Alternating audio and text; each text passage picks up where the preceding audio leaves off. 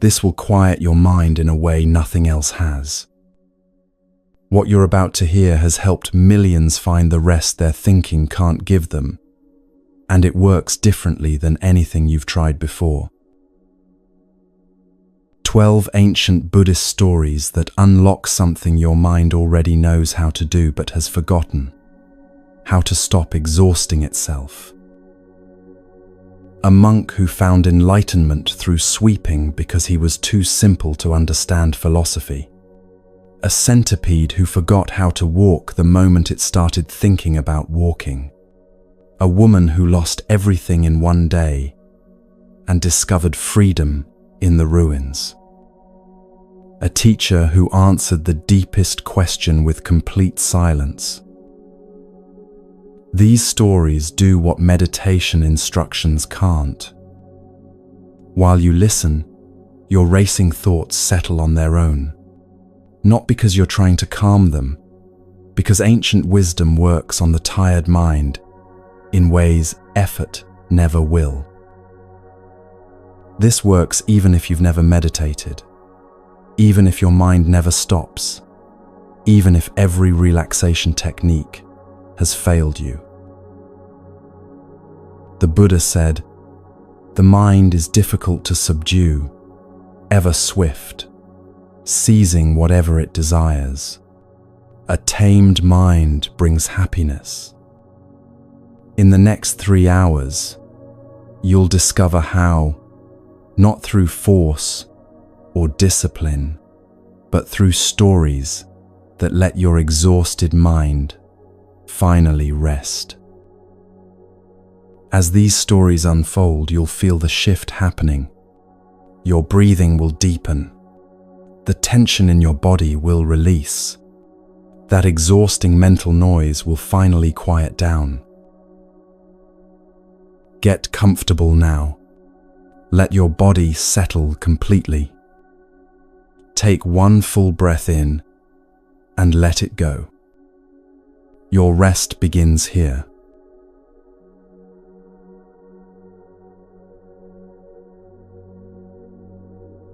In the mountains of ancient China, there stood a monastery where scholars came to study the deepest teachings of Zen Buddhism. The halls echoed with debates about emptiness, discussions of sutras, analysis of koans that had puzzled monks for centuries. Intelligence was currency here. Quick minds were celebrated. The sharper your understanding, the more respect you commanded. Among these brilliant students lived a young monk, the others called Simple Hui.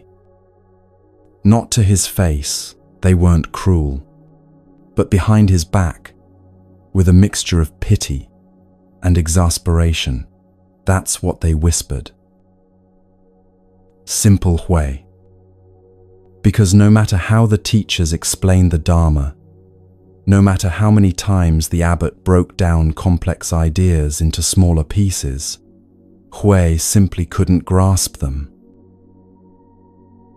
When the master taught about the nature of emptiness, the other monks nodded with comprehension, asked penetrating questions, demonstrated their understanding through eloquent responses. Hui sat in the back, his face twisted in confused concentration, unable to follow even the basic thread of reasoning. When they studied the Heart Sutra, memorizing its verses and unpacking its meaning, the others recited flawlessly after a few repetitions. Hui stumbled over the words, mixed up the lines, forgot what he'd just heard moments before. The abbot watched this young monk struggle for months. He saw Hui's genuine effort, the way he showed up to every teaching session, the sincerity in his eyes, even when understanding eluded him completely. Other teachers suggested perhaps monastic life wasn't Hui's path. Maybe he should return to his village, take up a trade more suited to his abilities. But something made the abbot pause. One morning, after Hui had failed yet again to grasp a teaching that even the newest students understood easily, the abbot called him aside. "Hui," he said gently, "I'm giving you a different practice." The young monk's face brightened with hope. Perhaps this new practice would finally be something he could understand. "You will sweep the courtyard," the abbot continued. "Every morning at dawn, you will sweep the stones clean. Just this. Nothing more." Hui bowed, accepting this task. He assumed it was temporary, a simple duty, while the abbot figured out how to help him learn the real teachings. But days became weeks, weeks became months, and still, his only instruction remained the same. Sweep the courtyard. The other monks studied increasingly complex texts. Hui swept stones. They sat in profound meditation, cultivating states of deep absorption. Hui swept fallen leaves. They engaged in Dharma combat, testing their understanding against each other's insights. Hui swept away the morning dew. Years passed. The brilliant students came and went, many achieving recognition for their understanding, some leaving to teach at other monasteries, a few giving up when the practice became too demanding. Hui remained, sweeping the same courtyard, following the same simple instruction he'd received a decade ago. 20 years became 30. 30 became 40. The young monks who arrived now had never known a monastery without Hui and his broom. He was simply part of the landscape, the simple one who swept, who couldn't understand the teachings, who had found his place, doing a task anyone could do. But something had happened during those 40 years, something none of the scholars noticed because they were too busy analyzing, discussing, and debating to see what was right in front of them. We had stopped trying to understand, not from giving up, from something else entirely. When you sweep the same stones for 40 years, thought eventually exhausts itself. There's nothing new to figure out about sweeping. The mind, finding no puzzle to solve, no concept to grasp, no achievement to pursue, simply quiets down. His hands knew exactly how to hold the broom. His body knew the rhythm of the strokes, without his mind directing each movement. The morning air, cool against his skin, the sound of bristles against stone, the way light changed as the sun rose higher. These things required no intellectual understanding.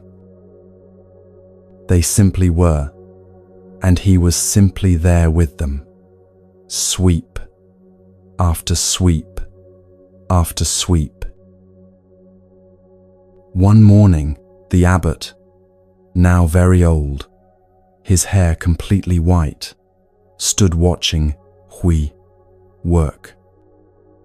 The rhythm was perfect, unhurried, complete. Each stroke received the same attention whether anyone was watching or not. No thoughts of finishing quickly. No thoughts of doing it correctly. No thoughts at all, just sweeping, perfect, and whole unto itself. "We," the abbot called softly. The monk looked up, broom still in hand, present and alert, without the slightest confusion in his eyes. "Tell me," the abbot said, "what is the meaning of Bodhidharma coming from the West?" This was the great koan, the question that had stumped scholars, the test that separated true understanding from intellectual cleverness. The young monks who'd studied for years could offer elaborate answers full of references and reasoning. But Hui, who'd never understood a single teaching, who couldn't grasp even the simplest Dharma talk, Hui simply lifted his broom slightly and smiled. In that gesture, the abbot saw what 40 years of sweeping had accomplished. Hui hadn't learned about no mind from texts or lectures. He'd lived it, breathed it, embodied it through the simple act of sweeping stones until there was no one left who was doing the sweeping. Just sweeping itself, happening perfectly, completely, without the exhausting interference of a mind trying to understand or achieve or become. The old abbot bowed deeply to his student. The other monks, watching this, were stunned. Their master, bowing to simple Hui, the one who'd never grasped a single teaching. But the abbot understood what they didn't, that intellectual understanding and direct experience are entirely different things. One exhausts the mind with endless concepts. The other lets the mind rest in simple presence. The Buddha once taught, "Wonderful, indeed, it is to subdue the mind, so difficult to subdue, ever swift, and seizing whatever it desires.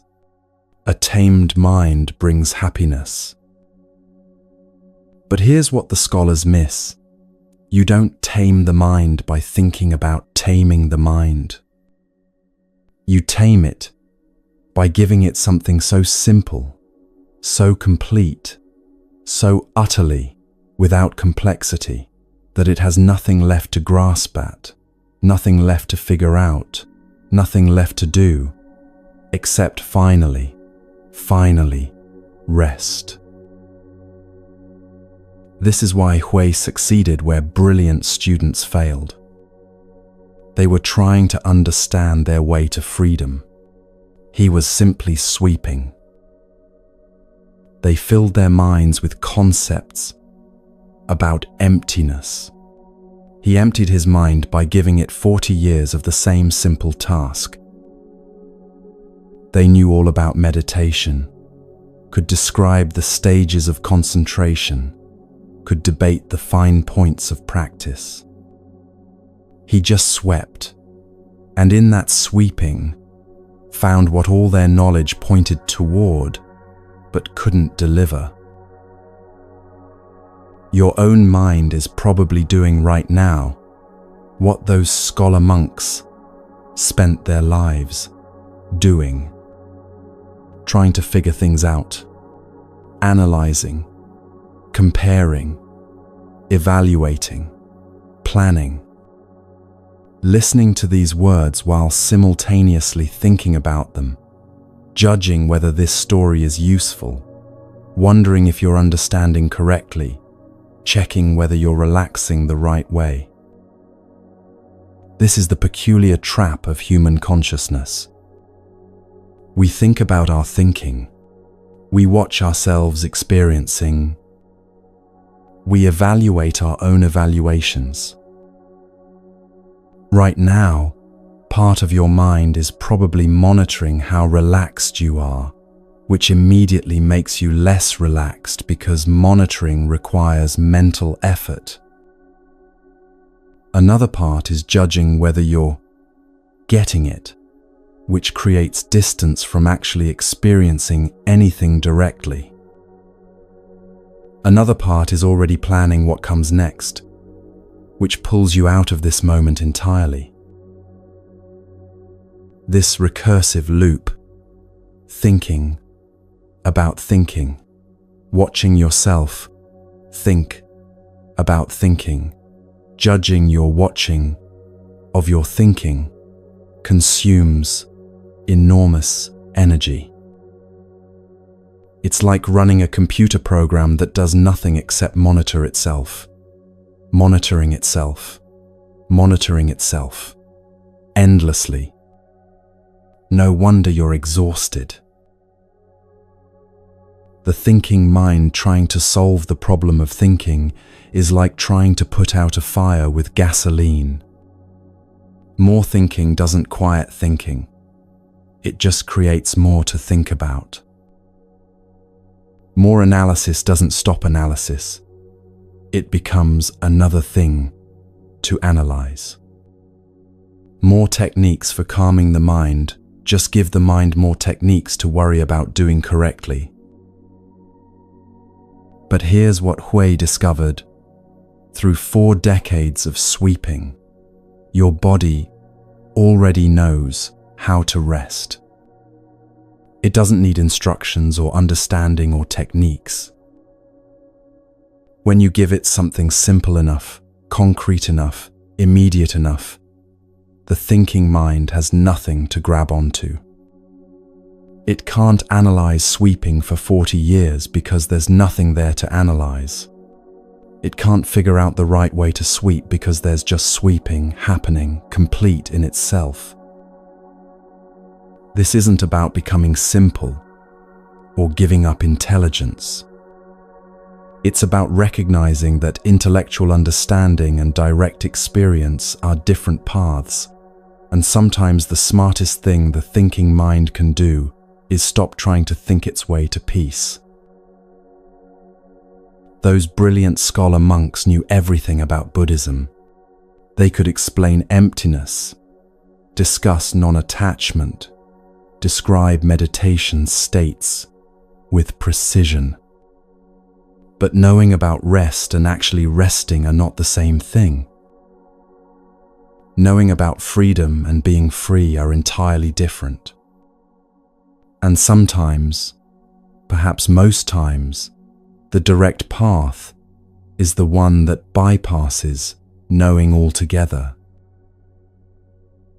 When your mind stops trying to figure everything out, something remarkable happens.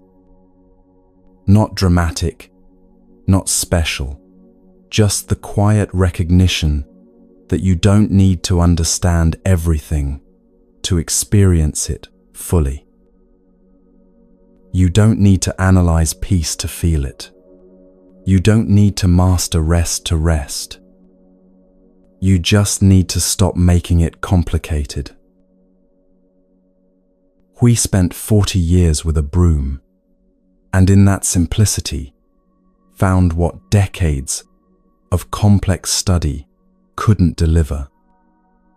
What's your broom? What's the simple, immediate, utterly non-complex thing your thinking mind has been overlooking because it seems too ordinary to matter? Maybe it's the rhythm of your breathing right now.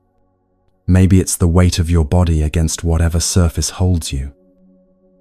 Maybe it's the simple fact of being here, listening, without needing to understand or achieve or become anything different than what you already are. The brilliant students thought Hui was too simple to understand the teachings. They were wrong. He was too simple for the teachings to complicate. And in that simplicity, in that 40-year sweep of stones with no one there trying to get somewhere, He found what all their complexity was pointing toward, but could never quite reach. But what if even the body's wisdom seems distant? What if you can't feel that natural intelligence that knows how to rest without being taught? The next story shows what happens when we lose touch with the automatic grace we were born with, and what that loss reveals about the thinking mind's interference.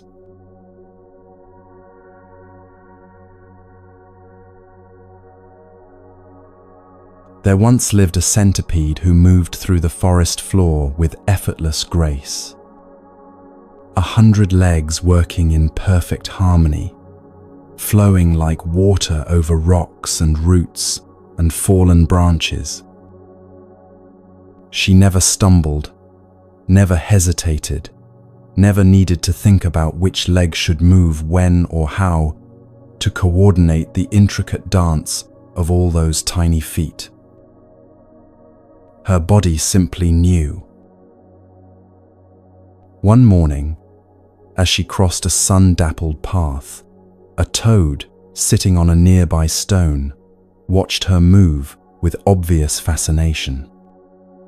The toad had 4 legs, simple enough to manage, but watching this creature with so many limbs moving in flawless coordination filled him with curious wonder.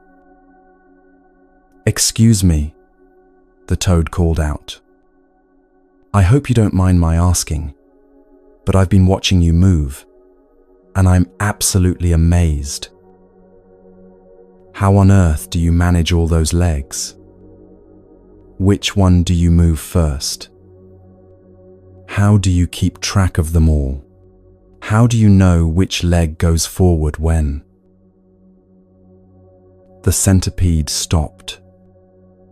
For the first time in her life, she considered the question. How did she manage all those legs? Which one did move first? She'd never thought about it before. She looked down at her many feet, suddenly aware of each individual leg in a way she'd never been before. "All right," she thought. "Let me figure this out. I'll start with the front right leg, or should it be the front left? And then, which one comes next? The one directly behind it, or the one on the opposite side?" She tried to move forward, but now her mind was directing traffic. Front right leg. Go. Wait. Now which one? The second right? The first left? She attempted a step, and several legs moved at once, while others remained frozen, creating an awkward stumble. She tried again, thinking harder, concentrating more intensely on the sequence. If the front right goes first, then logically the second left should follow, then the third right, creating a diagonal wave pattern, or is it supposed to be sequential pairs? Her legs tangled together. She lost her balance and collapsed in a confused heap of limbs. The toad hopped closer, concerned. "Are you all right? I didn't mean to cause any trouble." The centipede lay there, utterly paralyzed, her mind racing through calculations and sequences and patterns, trying desperately to figure out consciously what her body had done automatically for her entire life. The more she thought about it, the more impossible it seemed. 100 legs. How had she ever managed them all? This is what happens when thinking enters what the body already knows how to do. Your body performs miracles every moment without asking your mind for permission or instructions. Your heart beats roughly 100,000 times each day, adjusting its rhythm without you deciding when to speed up or slow down. Your lungs breathe in, perfect response to your oxygen needs. None of this requires your thinking mind's involvement. In fact, your thinking mind couldn't manage these processes even if you wanted it to. The complexity would overwhelm you instantly, just like it overwhelmed the centipede. But we do this all the time with things the body knows how to do naturally. A musician practices until her fingers know exactly where to go, the music flowing through her hands without conscious thought. Then she performs in front of an audience, and suddenly she's thinking about each note, watching her fingers, evaluating her playing, and the natural flow stutters and breaks. Have you ever been walking downstairs and suddenly become conscious of the process? You start thinking about each step, where to place your foot, how to shift your weight, and immediately you become clumsy, almost stumbling over something you've done thousands of times without any difficulty. This is what your thinking mind does to rest. The Buddha taught this when he said the trained mind and untrained mind operate completely differently. The untrained mind constantly interferes, inserting commentary, demanding control, trying to manage what doesn't need managing. The trained mind knows when to step back and let natural intelligence work. Your body knows how to rest. It's been doing it since before you were born. In the womb, you rested. As an infant, you rested without trying, without techniques, without instructions on how to do it correctly. Rest is as natural to your body as breathing, as heartbeat, as the constant renewal of cells. But then your thinking mind gets involved. Am I relaxing correctly? Should I focus on my breath or body sensations? Is this the right position? Am I falling asleep or staying present? Should I be doing something different? Each question pulls you further from the natural rest your body already knows how to do, inserting mental commentary into an automatic process, creating the same paralysis that stopped the centipede from walking. This isn't about your body being more intelligent than your mind. It's about recognizing that different tasks require different kinds of intelligence. Your thinking mind excels at solving novel problems, planning future actions, analyzing situations that require conscious reasoning. But it's terrible at managing the countless automatic processes your body handles perfectly on its own. When you try to think your way into rest, you're asking the wrong tool to do the job. It's like trying to use a hammer to paint a picture. The tool isn't wrong. It's just not designed for that particular task. The centipede couldn't walk because she was using analytical intelligence to manage something that required somatic intelligence, the wisdom embedded in the body itself, the knowing that exists without thought, without words, without conscious understanding. You have this same wisdom. It's there in every breath you're taking right now, without deciding to breathe. It's there in your heartbeat continuing steadily without your permission. It's there in the way your body maintains its temperature, repairs its injuries, knows when it needs food or water.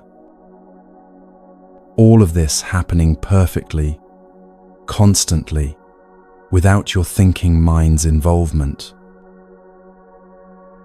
Rest works the same way. When you stop asking your thinking mind to manage it, when you stop trying to figure out the right way to do it, when you stop analyzing whether you're doing it correctly, your body remembers what it's always known. How to let go, how to release, how to simply be without working at being. The toad's innocent question paralyzed the centipede, not because the question was wrong, but because it pulled conscious attention into a process that works best without conscious attention. Your own mind does this constantly, pulling conscious attention into automatic processes, inserting analysis into natural flow, demanding understanding where simple doing is enough. But here's what the story reveals.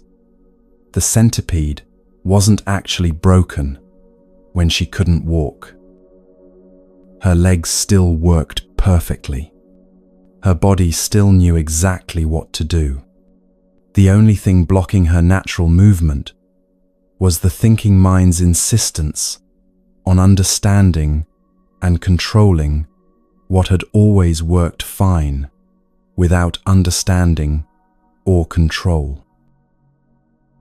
The moment she stopped trying to figure it out, the moment she let her analytical mind step back and her body's intelligence take over again, she walked.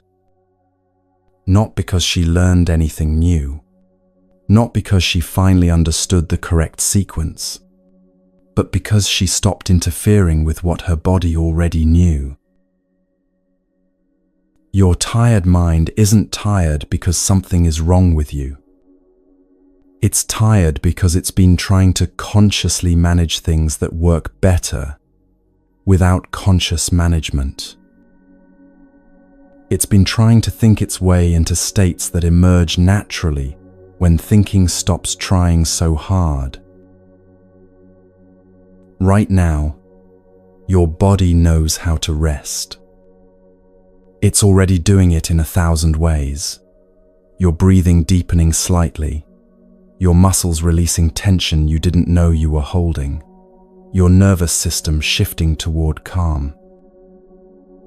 None of this requires your thinking mind's help. In fact, the more your thinking mind tries to help, the more it interferes with what's already happening naturally. Sometimes the deepest truths require no words at all. No explanation, no analysis, no verbal understanding, just direct recognition that bypasses thought entirely. The next story takes us to a moment when the Buddha himself taught this way, pointing to truth through silence rather than speech, showing that what cannot be said is sometimes more powerful than anything words could convey.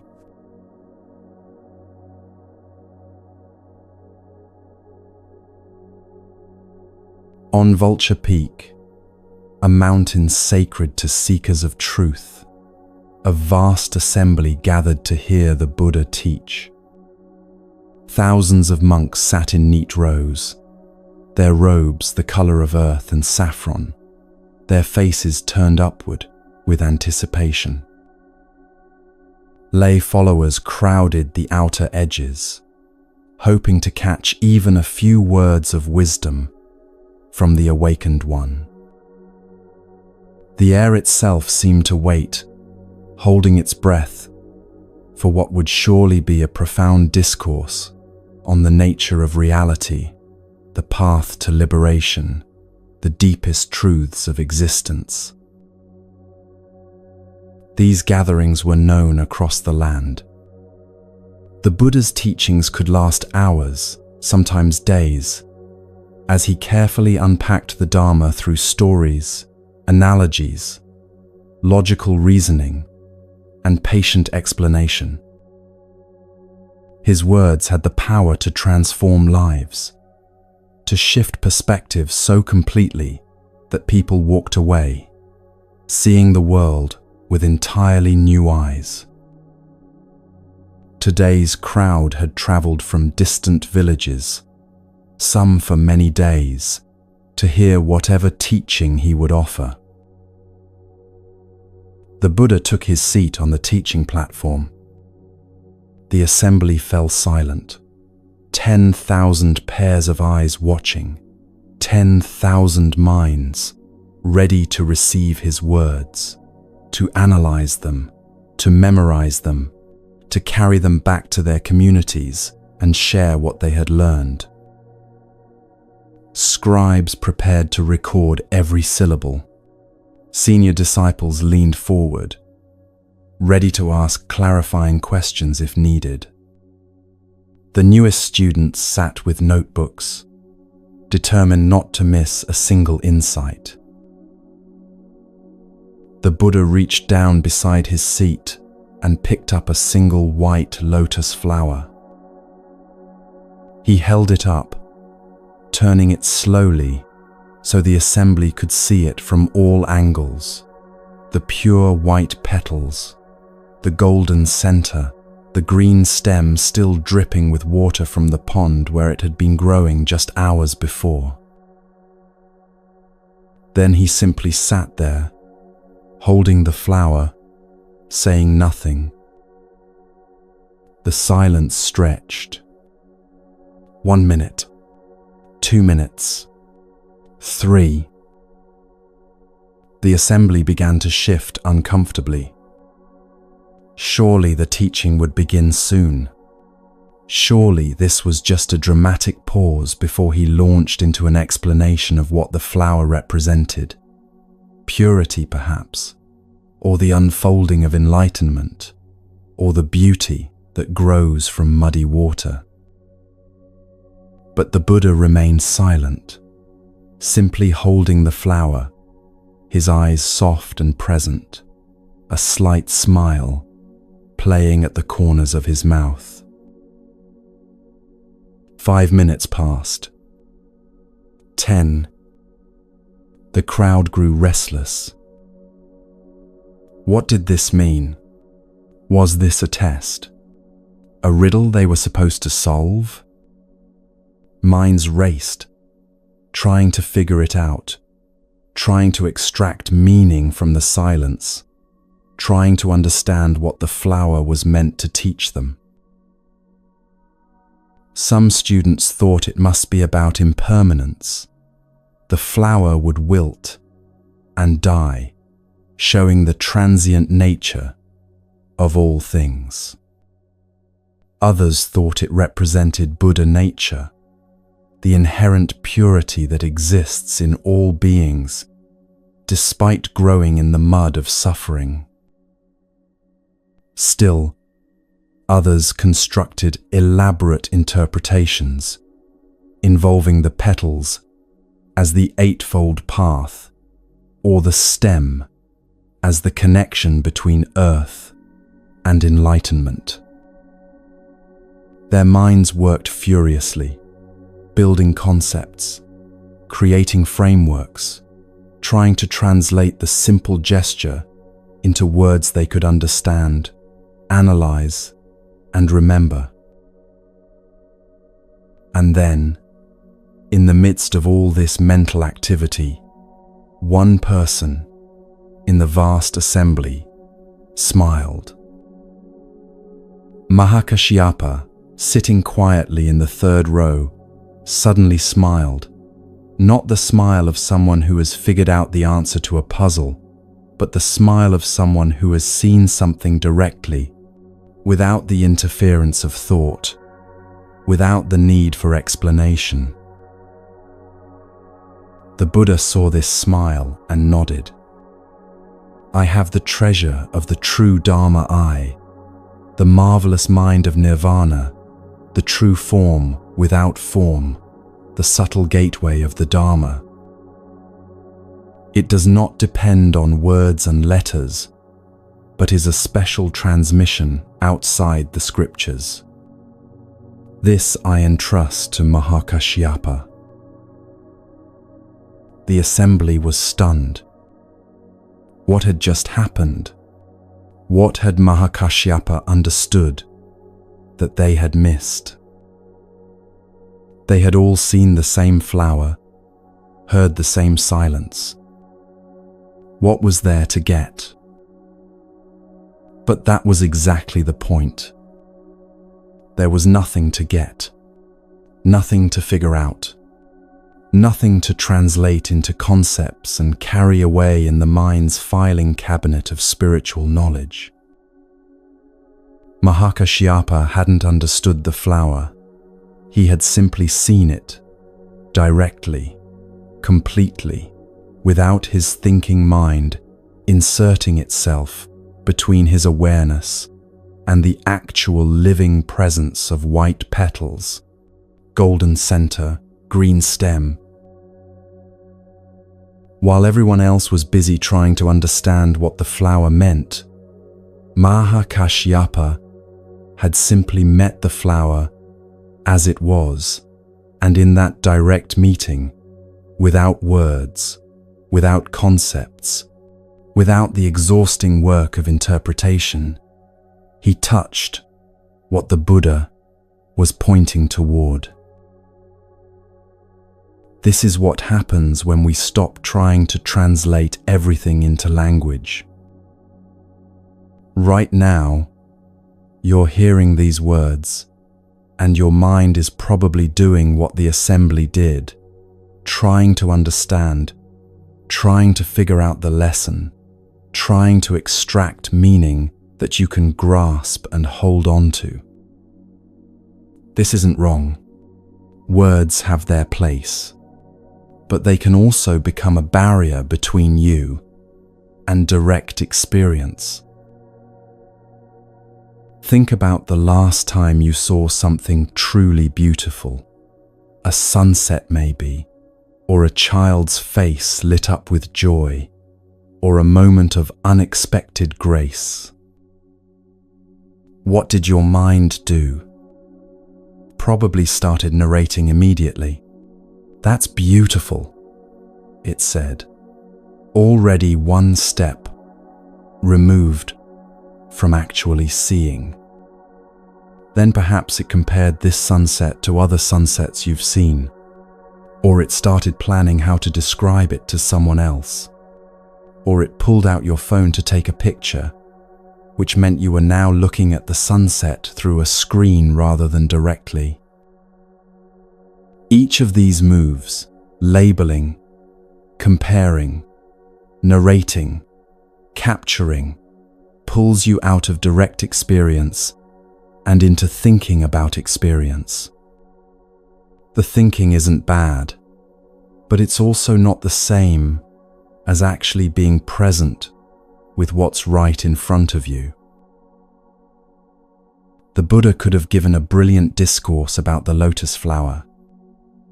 He could have explained its symbolism, connected it to various aspects of the Dharma, created a framework for understanding that would have given the assembly something to study and debate for years. And they would have loved it, because thinking minds love having something to think about, something to analyze, something to understand. But he didn't do that. He just held up the flower, because some truths cannot be spoken, not because they're mysterious or hidden, but because the moment you put them into words, you've already moved away from the direct experience they're pointing toward. There's an intelligence that recognizes truth before thought labels it. You know this intelligence You use it all the time, without realizing it. A baker's hands know when dough is ready.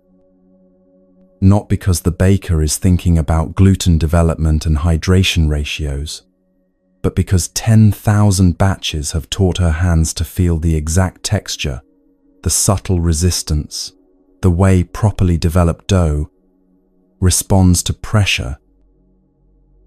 She knows through her hands, directly, before any words form in her mind. A musician's fingers find the right notes without conscious direction. Her hands have practiced so many times that they know the geography of the instrument better than her thinking mind could ever map it. The music flows through her fingers, not because she's thinking about which key to press next, but because her body has learned the language of melody and her hands speak it fluently. A woodworker feels how the grain wants to be cut. His hands recognize the wood's resistance, know when to apply more pressure and when to ease back, sense the difference between working with the material and fighting against it, all without verbal thought, all through direct physical knowing. This is the same kind of knowing Mahakashyapa had when he saw the flower. Not conceptual understanding that can be explained in words, but direct recognition that bypasses language entirely. Your hands have been practicing this all along. Every time you've caught something without thinking about it, every time you've adjusted your balance automatically, every time you've known something through physical sensation rather than mental analysis, that's your body's intelligence working without words. The Buddha taught, when words cease and there is no speech, this is called the entrance to the gate of Dharma illumination. Not because words are bad or wrong, but because reality itself doesn't exist in language. Language is a tool for pointing, describing, communicating, immensely useful, but fundamentally separate from what it describes. You can read 100 descriptions of what an apple tastes like, memorize elaborate vocabulary about its sweetness, tartness, and texture, but none of those words are the actual experience of biting into an apple. The experience itself exists outside language. It's direct, immediate, and complete, without any words at all. This matters for your tired mind because language is exhausting. Every word requires mental processing. Every sentence needs to be parsed, understood, related to previous sentences, fit into existing frameworks of meaning. Every explanation demands that you follow along, check your understanding, make sure you're getting it right. Even these words right now are asking your mind to work, to process, to comprehend. But the flower doesn't ask anything. It just is. White petals, golden center, green stem, meeting it directly, without words, without interpretation, without the work of understanding.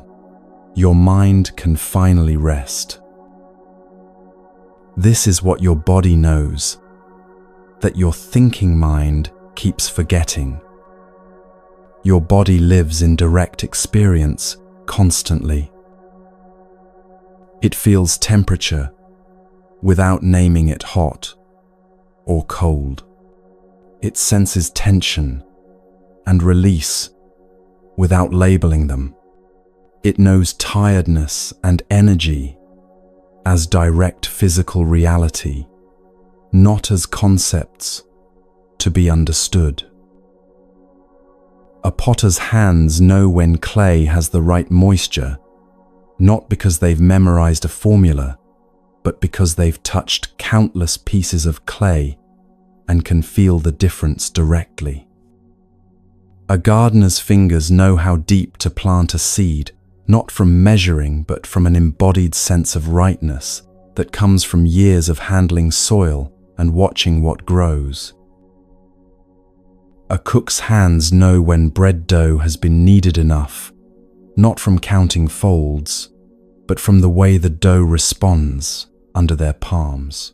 A knowing that exists in the hands themselves, before language, before thought. Every skilled movement is meditation without trying. When your hands are doing something they know how to do, really know, in the body rather than in the mind, thought becomes unnecessary. The dancer who has practiced the same sequence 1,000 times doesn't think, now right foot, now turn, now extend. The body simply dances, and the thinking mind can rest. The typist who has typed for decades doesn't hunt for each letter. The fingers find the keys faster than conscious thought could direct them.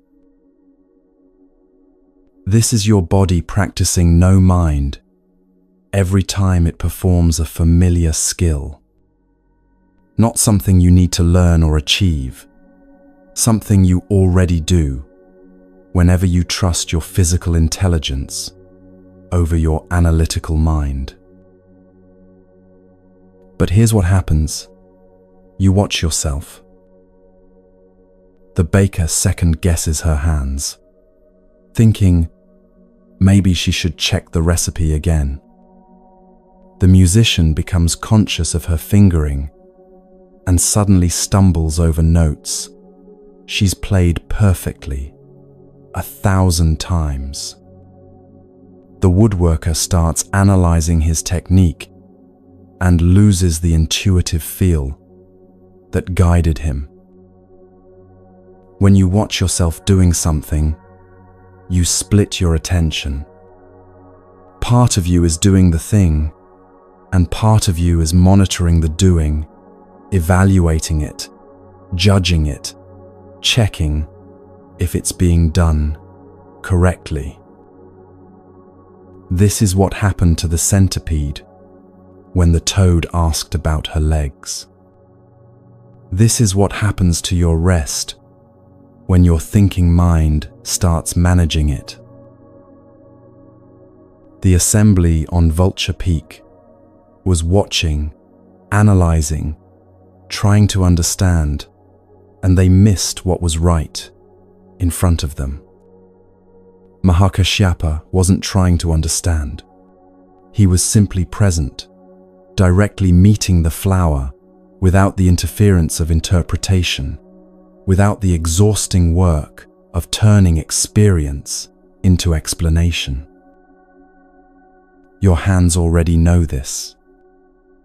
Every time they perform a familiar task without your conscious direction, they're showing you how to be present without the interference of thought.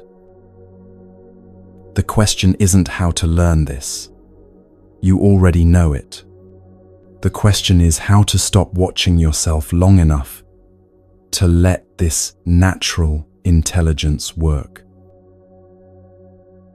Sometimes we lose this natural knowing by becoming too conscious of ourselves, too aware of being watched by others or by our own inner observer. And when that happens, even the simplest actions become awkward, forced, exhausting. The next story shows exactly this. What happens when the observer's gaze turns something naturally graceful into something impossibly difficult?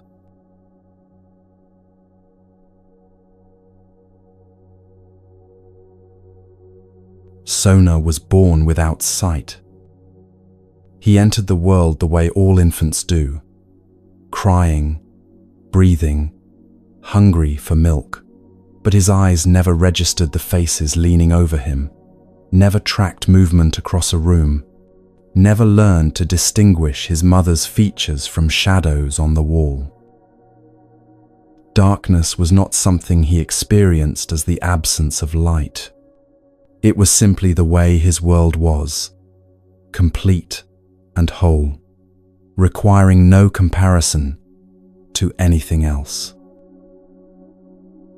As a child, he learned to navigate through sound and touch, and the subtle vibrations that sighted people never notice, because their eyes give them information first.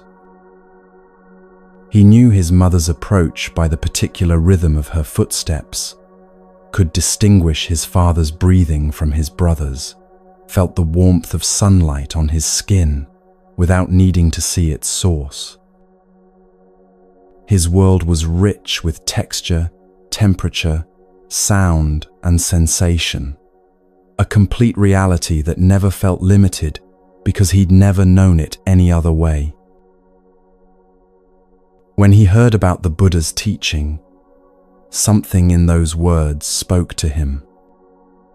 Not because he could see some vision of enlightenment, but because the Dharma described a way of knowing that matched how he already experienced life, directly, through immediate contact, without the interpretations that eyes so often impose.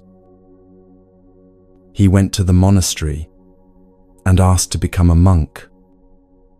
The other monks exchanged uncertain glances. How could someone who couldn't see learn the Dharma?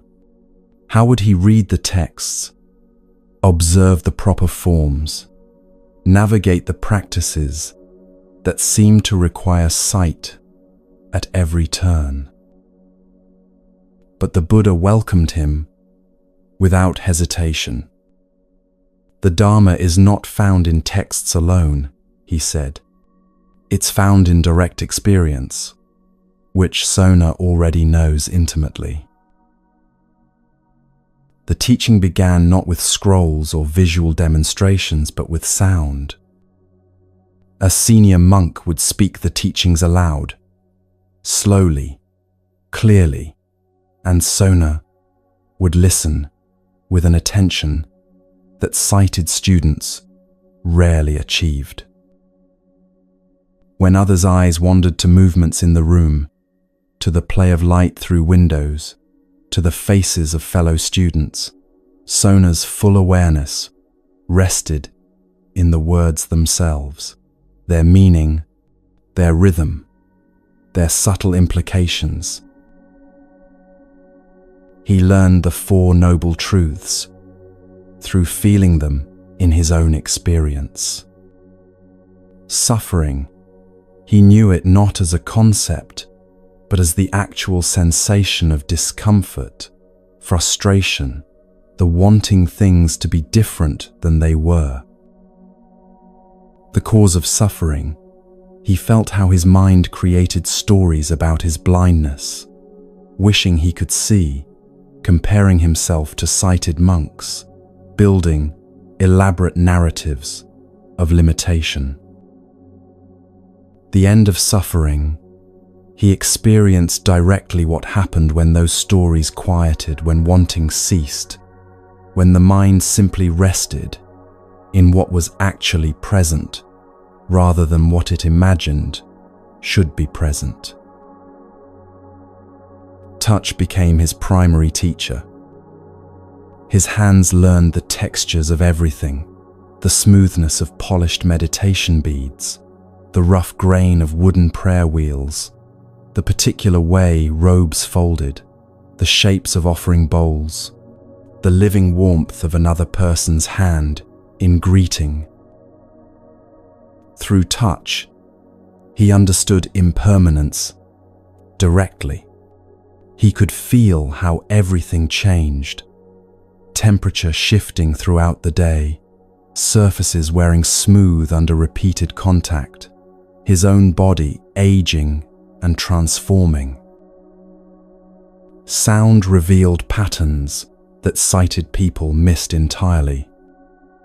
He could hear the difference between someone walking with confidence and someone moving with uncertainty, between genuine laughter and polite performance, between words spoken from deep understanding and words merely repeated from memory.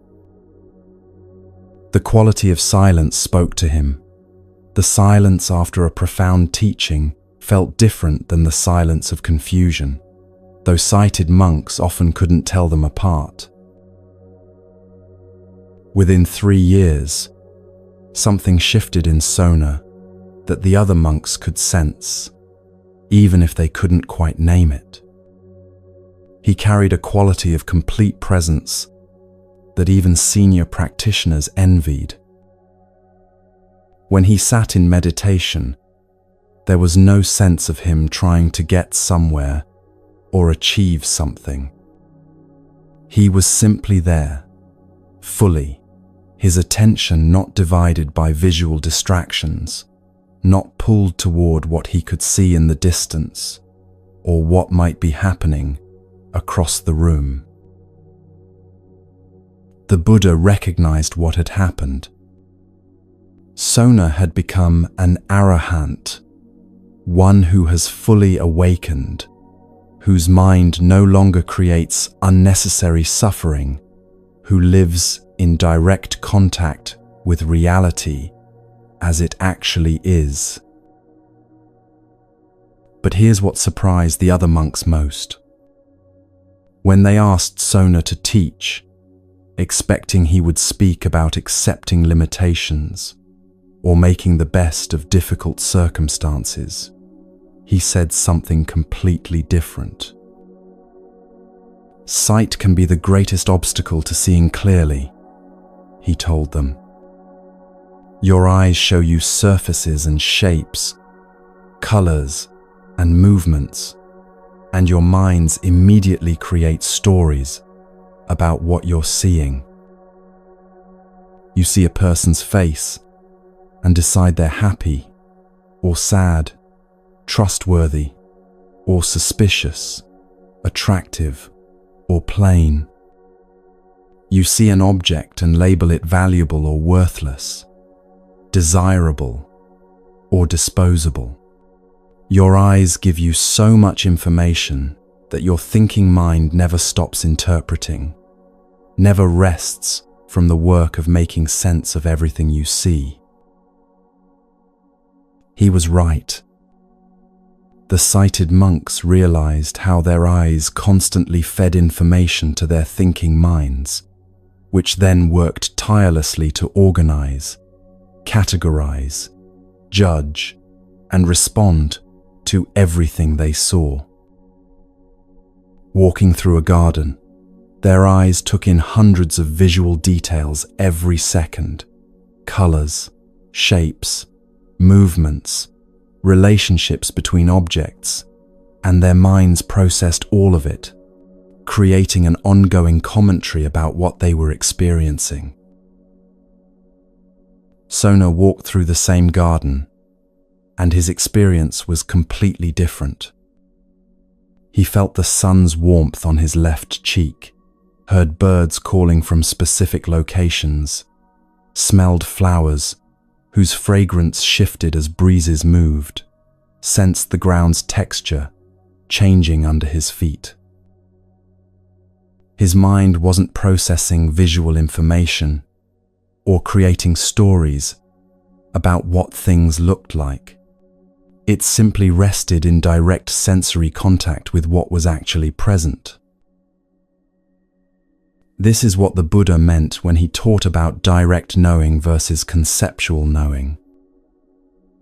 Direct knowing happens through immediate contact, the way your hand knows hot when it touches a flame, the way your tongue knows sweet when it tastes honey, the way your body knows tired without needing to think about what tiredness means.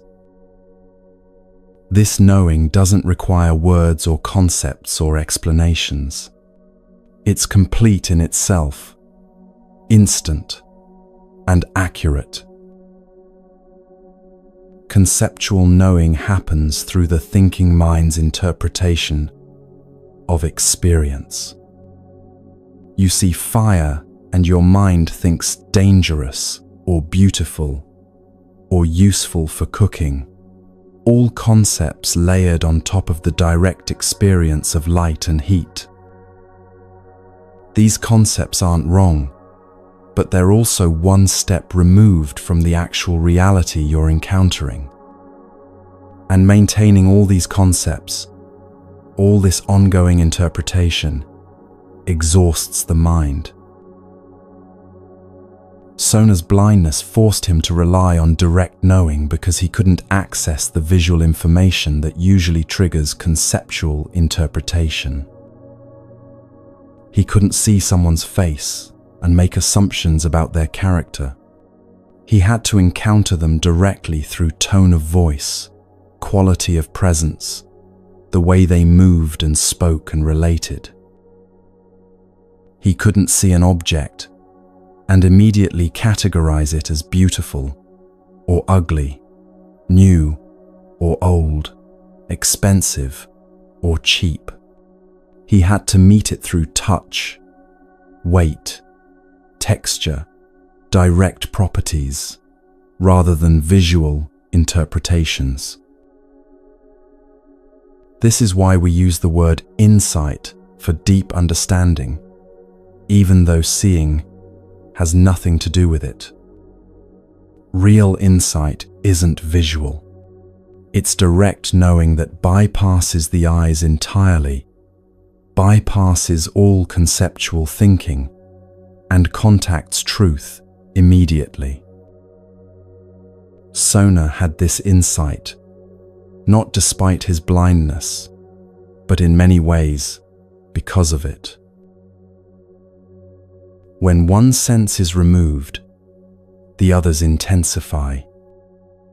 This isn't just about hearing becoming sharper or touch becoming more sensitive, though both of those happen.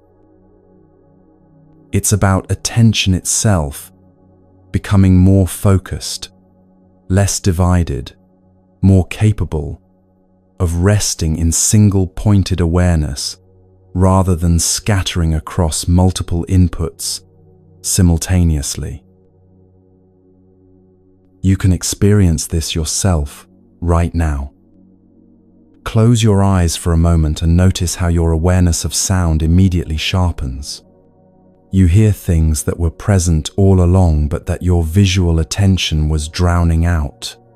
The hum of electronics, distant voices, your own breathing, the settling of the building around you. Without visual input demanding constant processing, your mind has space to receive other information more fully. The Buddha taught, that which is directly experienced is grasped fully. That which is conceived is only partially known. This points to exactly what Sona discovered, that direct sensory knowing is complete and immediate, while conceptual understanding is always incomplete, always one step removed from actual reality. Your thinking mind prefers concepts because they feel manageable, controllable, something it can grasp and hold on to. But direct experience can't be grasped. It can only be met in the moment it's happening. The warmth of sun on your skin right now isn't a concept you can file away and think about later. It's a reality you're experiencing now, or not at all. This is why Sona's teaching freed so many monks from the exhaustion of constant mental interpretation. He showed them that you don't need to understand everything you experience. You don't need to label it, categorize it, Figure out what it means or how it fits into your conceptual framework. You can simply be present with the direct knowing that happens through your senses before thought begins its commentary. Your body does this naturally all the time. Your skin knows temperature without thinking, "This is 72 degrees." Your ears know sound without thinking, "This frequency is 440 hertz." Your nose knows fragrance without thinking, "This is the molecular structure of rose oil." All of this direct knowing happens instantly, completely, accurately, and it requires zero mental effort. The exhausting part is what comes after, the thinking mind's insistence on interpreting, explaining, relating this direct experience to everything else it knows, building elaborate conceptual structures on top of simple sensory reality. Sona lived in direct knowing because his blindness gave him no choice. But you have this same capacity. Right now, your body is providing direct knowing about everything it's touching, hearing, feeling. The question is whether your thinking mind will let you rest in that direct knowing, or whether it will immediately start its interpretive work, building concepts and stories that pull you away from immediate reality. Insight, real insight, the kind that frees the mind from its exhausting patterns, comes not from seeing more, but from resting in the direct knowing that's always available beneath conceptual interpretation. This is what Sona taught, and this is what his blindness paradoxically allowed him to see more clearly than those with perfect vision. Yet so often we freeze when observed, losing the natural flow of direct knowing the moment we become conscious of being watched. The next story reveals exactly this, how the observer's gaze, whether from others or from ourselves, can paralyze what moves perfectly when left alone.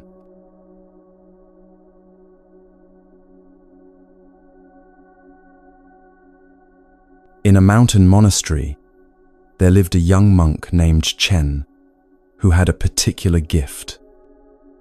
He could recite sutras with perfect clarity, every word flowing into the next, with a rhythm that made the ancient teachings come alive.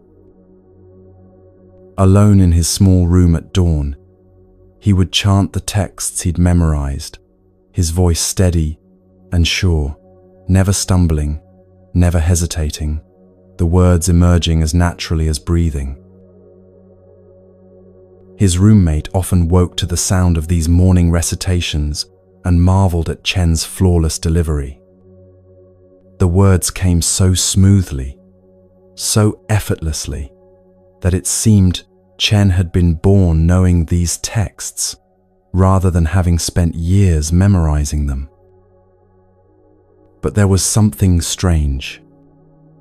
During formal ceremonies, when the entire monastery gathered and monks took turns reciting before the assembly, Chen would volunteer eagerly, confident in his ability.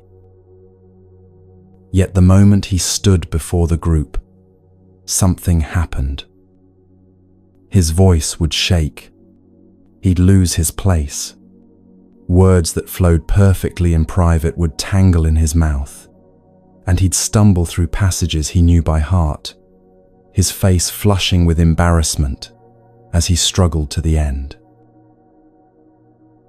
This happened repeatedly.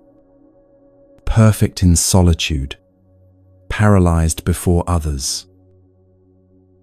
Chen couldn't understand it. The words hadn't changed. His knowledge hadn't disappeared. So why could he recite flawlessly when alone, but barely manage when others were listening? The monastery's head teacher, Master Hui, noticed this pattern. He'd heard Chen practicing through the thin walls and knew the young monk's capability. One evening, he invited Chen to his quarters. "Tomorrow morning," Master Hui said, "I want you to recite the Heart Sutra in my presence. Just the two of us. I'll be sitting in meditation while you recite." Chen agreed, though anxiety immediately tightened in his chest. Even in front of just one person, he knew what would happen. The next morning, Chen entered the master's room. Master Hui sat facing the wall in meditation posture, perfectly still, apparently paying no attention to Chen at all. Chen took a breath and began. The Bodhisattva of compassion, when practicing deeply the perfection of wisdom, saw clearly that he stopped. The words had scattered like startled birds. He knew the next line perfectly. He'd recited it flawlessly yesterday morning alone.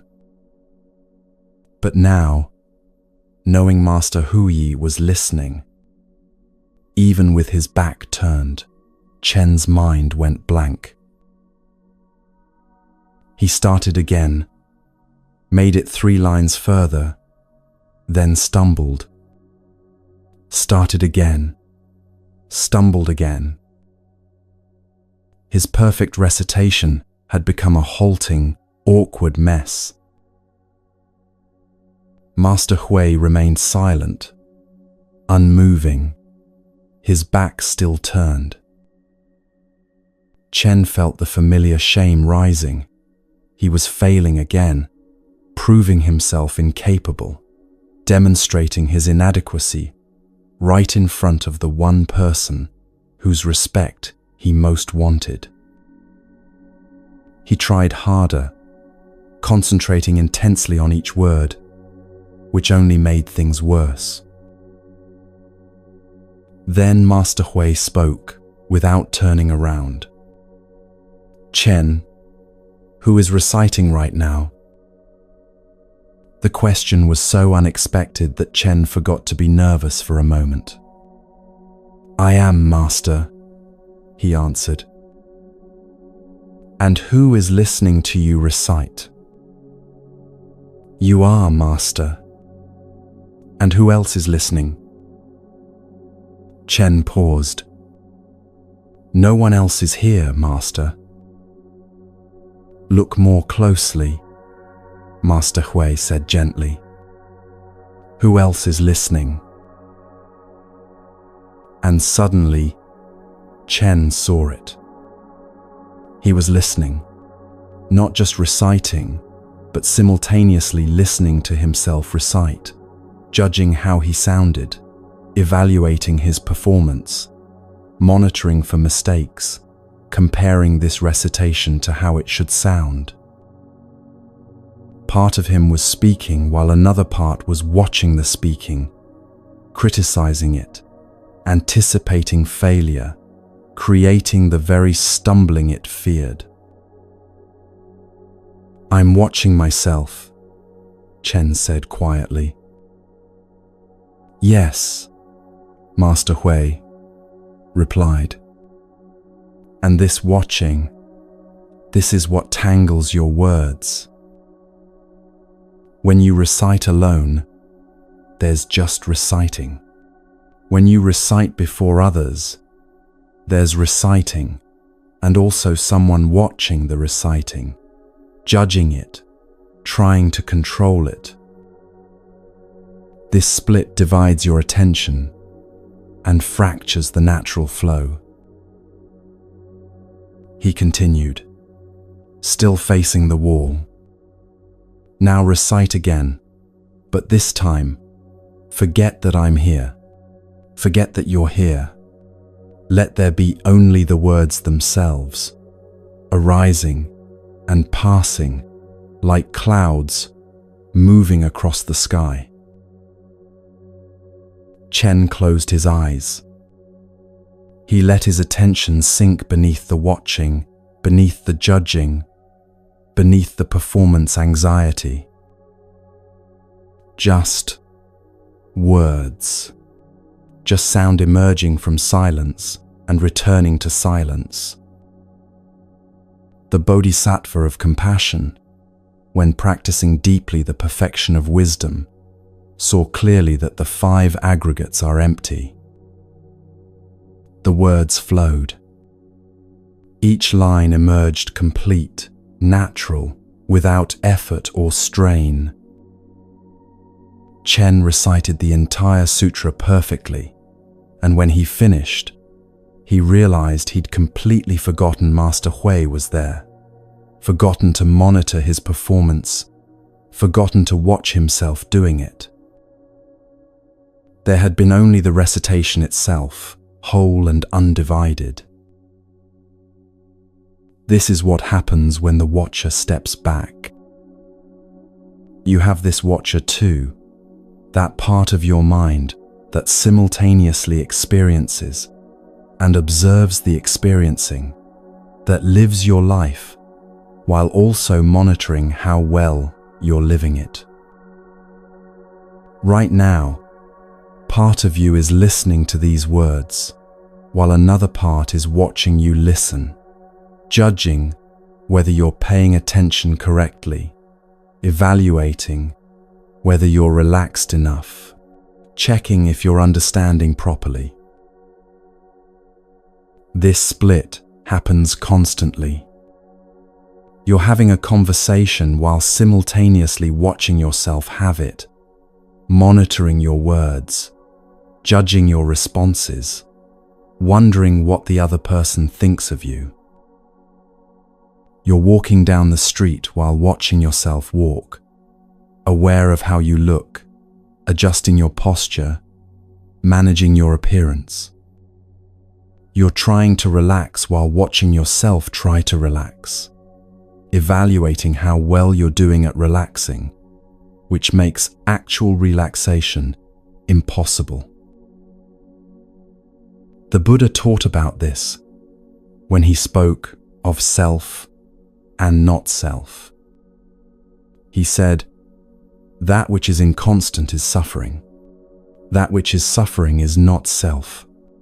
That which is not self should not be clung to as, this is mine, this is me, this is myself."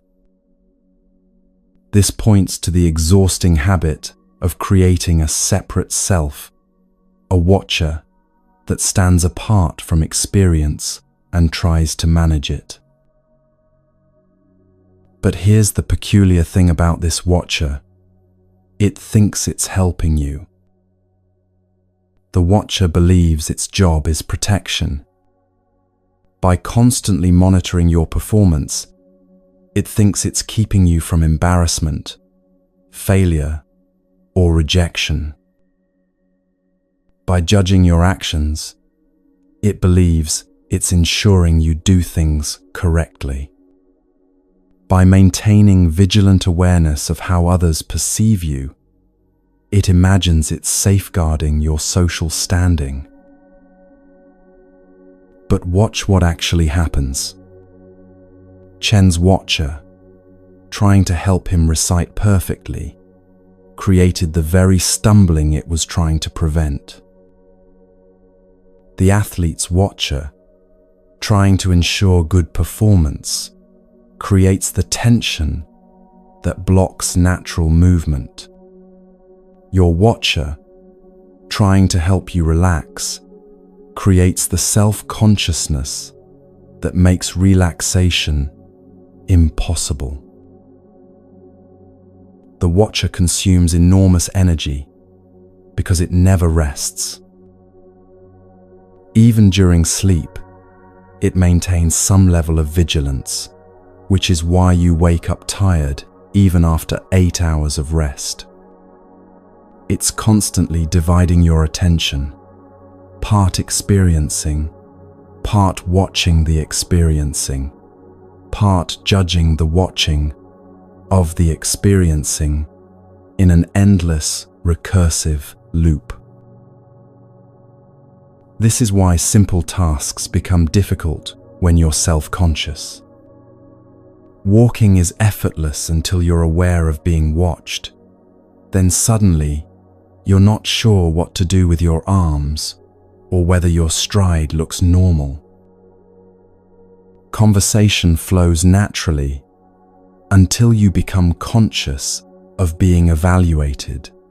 Then every word feels forced and awkward. Even breathing becomes labored when you're monitoring it, trying to breathe correctly instead of letting breath happen on its own.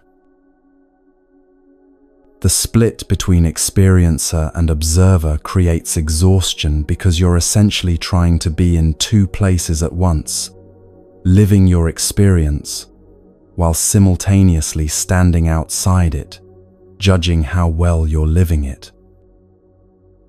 No wonder you're tired. But here's what Master Hui understood and what Chen discovered in that moment of perfect recitation. The watcher isn't actually a separate entity. It's a habit of attention, a pattern the mind has learned, a way of relating to experience that can be set down. When Chen forgot Master Hui was there, forgot he was performing, forgot to monitor and judge and control, the watcher dissolved, not because he fought against it, but because his attention dropped beneath it entirely. There was just reciting happening, complete in itself, without anyone standing apart from it trying to manage how it was happening. This is what rest actually is, not a state you achieve, but what naturally emerges when the watching stops. When there's no one monitoring whether you're resting correctly, no one judging your relaxation, no one maintaining vigilant awareness of how it's going, then rest simply happens. The way Chen's recitation simply happened when the watcher stepped back. You've experienced this yourself. Those rare moments when you're so absorbed in something that self-consciousness disappears entirely, maybe during a conversation that becomes so engaging you forget to monitor your words, or while doing something you love so much, you lose track of time and evaluation falls away completely.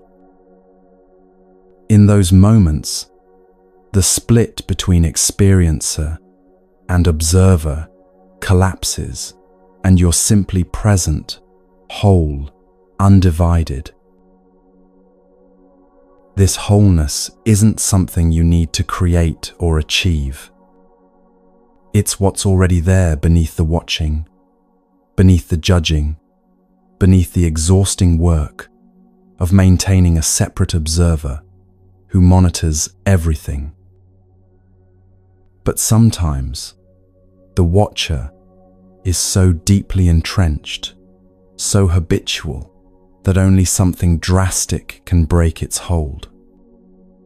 Sometimes it takes total devastation, losing everything you thought protected you, for the watching to finally collapse. When everything falls apart, sometimes the watcher falls apart too, and what emerges from that breaking can be completely unexpected.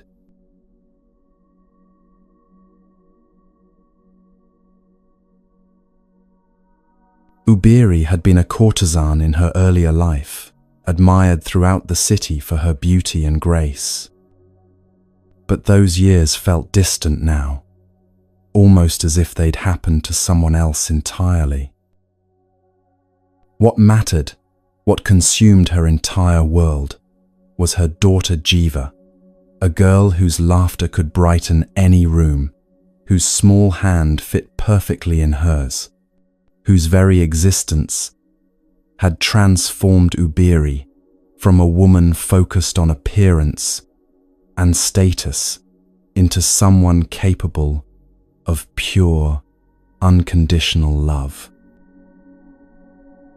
Then fever came, the kind that burns through a child's body faster than anyone can stop it. Ubiri tried everything: healers, herbs, prayers, desperate bargains with any force that might be listening. Nothing worked. Within 3 days, Jiva was gone, her small body growing cold in Ubiri's arms as the morning light came through the window. They took Jiva to the burning ground on the city's edge, that place where bodies turned to smoke and ash, where the dead were released back into the elements they'd come from. Ubiri watched the flames consume her daughter's form, watched the smoke rise and dissipate into empty air, and something inside her broke that would not mend. She began going to the burning ground every day. Not to the place where Jiva's ashes had been scattered. That spot was unmarked, impossible to locate among all the other ashes, all the other grief that had soaked into that ground over countless years. But Ubiri went there anyway, wandering among the funeral pyres and cremation sites, calling her daughter's name. Jiva, my darling Jiva. She called it again and again, her voice raw, her eyes searching for something that couldn't be found, her hands reaching for a child who would never again hold them. People whispered about her, the mad mother, the one who couldn't let go, who'd lost her mind along with her daughter. Some felt pity, others discomfort, but everyone avoided her, this woman whose grief had become so naked, so total, that it made them afraid of their own potential for such devastation. Days became weeks. Weeks became months. Ubiri stopped caring for herself entirely. Her former beauty meant nothing. She barely ate, rarely slept, wore whatever clothes came to hand without thought for their condition. The only thing that existed was her daughter's absence, this hole in the world that she couldn't stop falling into, couldn't climb out of, couldn't even properly name, because naming it would make it real in a way she couldn't bear. Every morning she returned to the burning ground calling, "Jiva, Jiva," as if her voice might somehow reach across the boundary between life and death, as if her grief might be strong enough to pull her daughter back from wherever the dead go. One morning, the Buddha was walking near the burning ground and heard this crying. He'd heard such cries before. Grief is as common as breathing among those who don't yet understand impermanence, but something in this woman's voice carried a quality he recognized. This wasn't just sadness. This was someone standing at the edge, where the mind breaks, where self-preservation dissolves, where everything that usually holds a person together has come completely apart. He approached her slowly. Ubiri didn't notice him at first, lost in her calling, her searching, her impossible hope that this time her daughter might somehow answer. "Ubiri," the Buddha said gently. She turned, startled to hear her own name, to have someone address her as if she was still a person, rather than just this walking wound of grief. "Which jiva are you crying for?" he asked. The question made no sense to her. "My daughter," she said, confused. "My daughter Jiva." "But which jiva?" the Buddha persisted, his voice still gentle but insistent. "In this burning ground alone, 84,000 girls named Jiva have been cremated. Which one are you crying for?" The words struck Ubiri like a physical blow. 84,000. 84,000 daughters, 84,000 mothers, 84,000 griefs exactly like hers, not similar to hers, not comparable to hers, but identical in their unbearable weight, in their sense of unique, world-ending loss. "And not just here," the Buddha continued, his words falling like stones into still water, sending ripples outward that would never stop. "In all your past lives, which daughter are you crying for? The tears you've shed for lost children and lost parents and lost loved ones, if gathered together, they would form an ocean deeper than any sea on earth." Something shifted in Ubiri.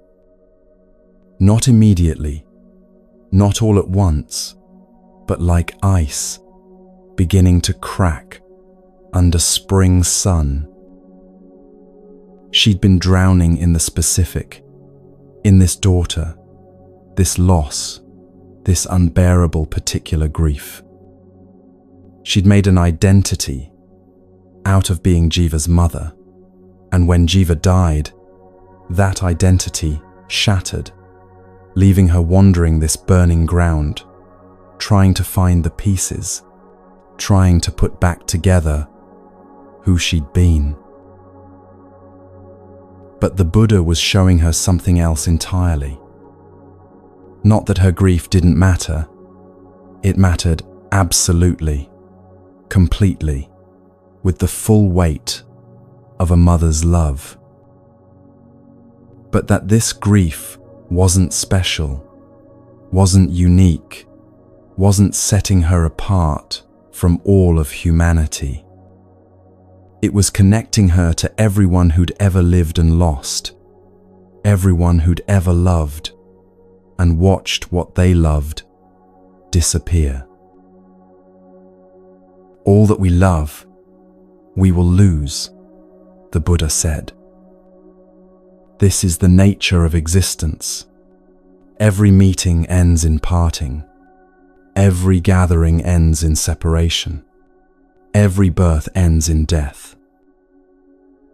Not because the world is cruel, but because this is what it means for things to exist at all.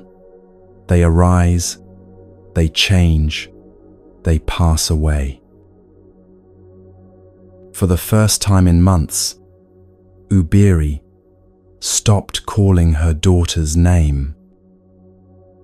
She stood there in the burning ground, surrounded by ash and memory and the smoke of other people's losses, and something inside her that had been clenched so tight, it had become her entire identity finally released. This is what extreme suffering can do when it breaks you completely. Most of the time, when pain comes, you try to protect yourself. You build walls, create stories, maintain some core of identity that stays separate from the suffering.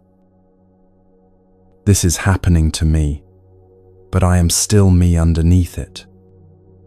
The watcher remains, monitoring your pain, evaluating your grief, maintaining the separation between the one who suffers and the suffering itself.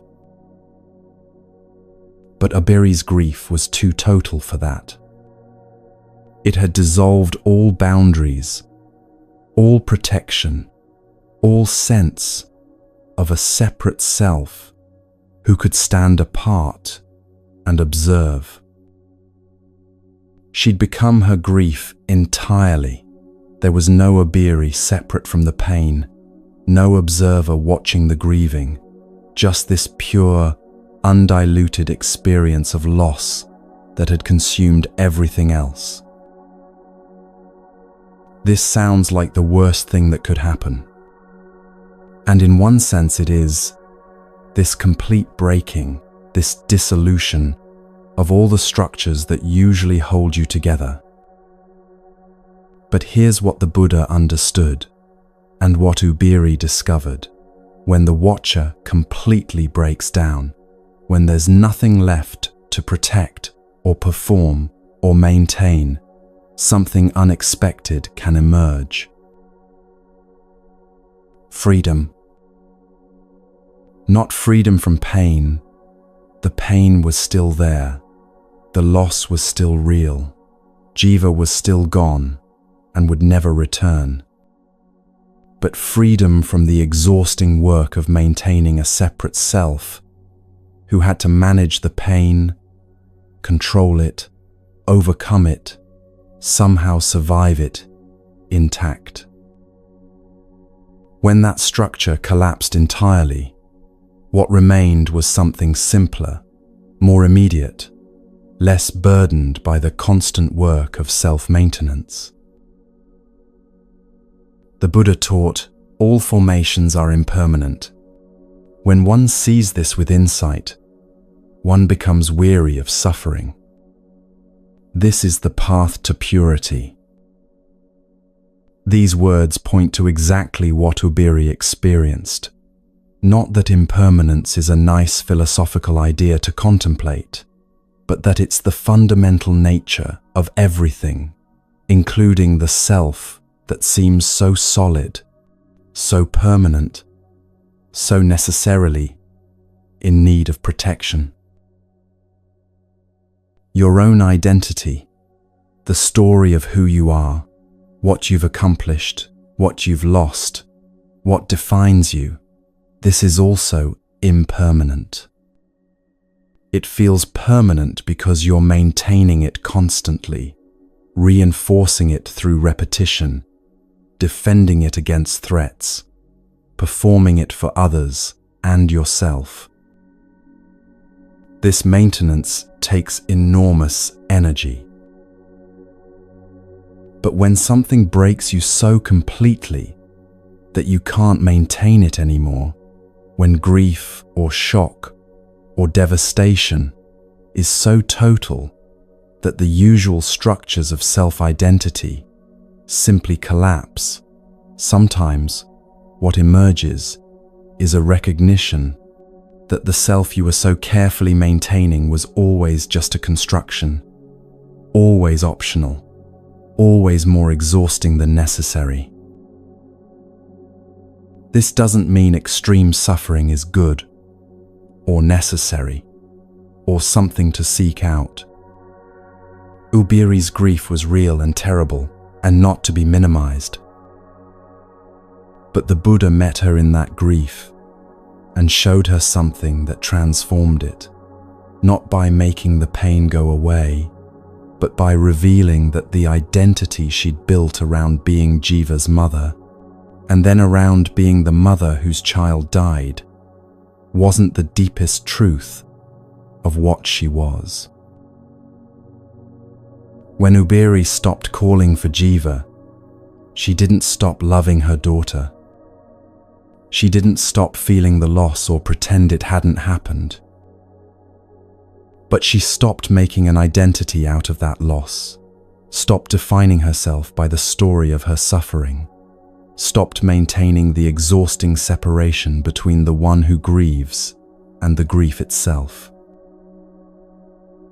What remained was simpler.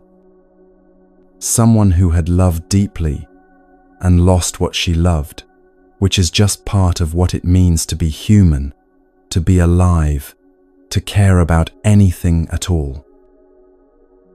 Not special, not unique, not setting her apart, just connected to the great current of human experience, where everyone who loves eventually loses, where every meeting ends in parting. This connection, this recognition that your suffering isn't uniquely yours, but shared by everyone who's ever lived, can be strangely freeing. Not because it minimizes your pain, but because it means you're not alone in it, not separated from humanity by it. You're part of something larger than your individual story, something that includes all the joys and all the losses, all the meetings and all the partings, all the love and all the grief. The watcher thinks its job is to protect you from this, to maintain your sense of separate identity, to keep your story intact, to defend against anything that might break down the boundaries between you and the rest of existence. But sometimes those boundaries need to break. Sometimes the only way through is complete dissolution, complete breaking, complete letting go of everything you thought you were and everything you thought you needed to maintain. And sometimes, not always, not reliably, but sometimes, what emerges from that breaking is something freer, something less burdened, something that doesn't require constant maintenance and protection, because it's no longer defined by the story of being a separate self, navigating through a threatening world. Ubiri left the burning ground that day and never returned to call for Jiva among the ashes. The grief didn't disappear. How could it? But it no longer consumed her, because she was no longer maintaining the identity of the inconsolable mother, the one whose loss set her apart, the one whose watching of her own grief had become another form of suffering. Even without tragedy, nature shows us how to release what we're gripping so tightly. The trees don't decide when to let their leaves fall. They simply stop holding on when the season changes, and the leaves drop naturally, without effort, without grief. The next story reveals this letting go that requires no devastation, no breaking, just the simple recognition that holding on is optional.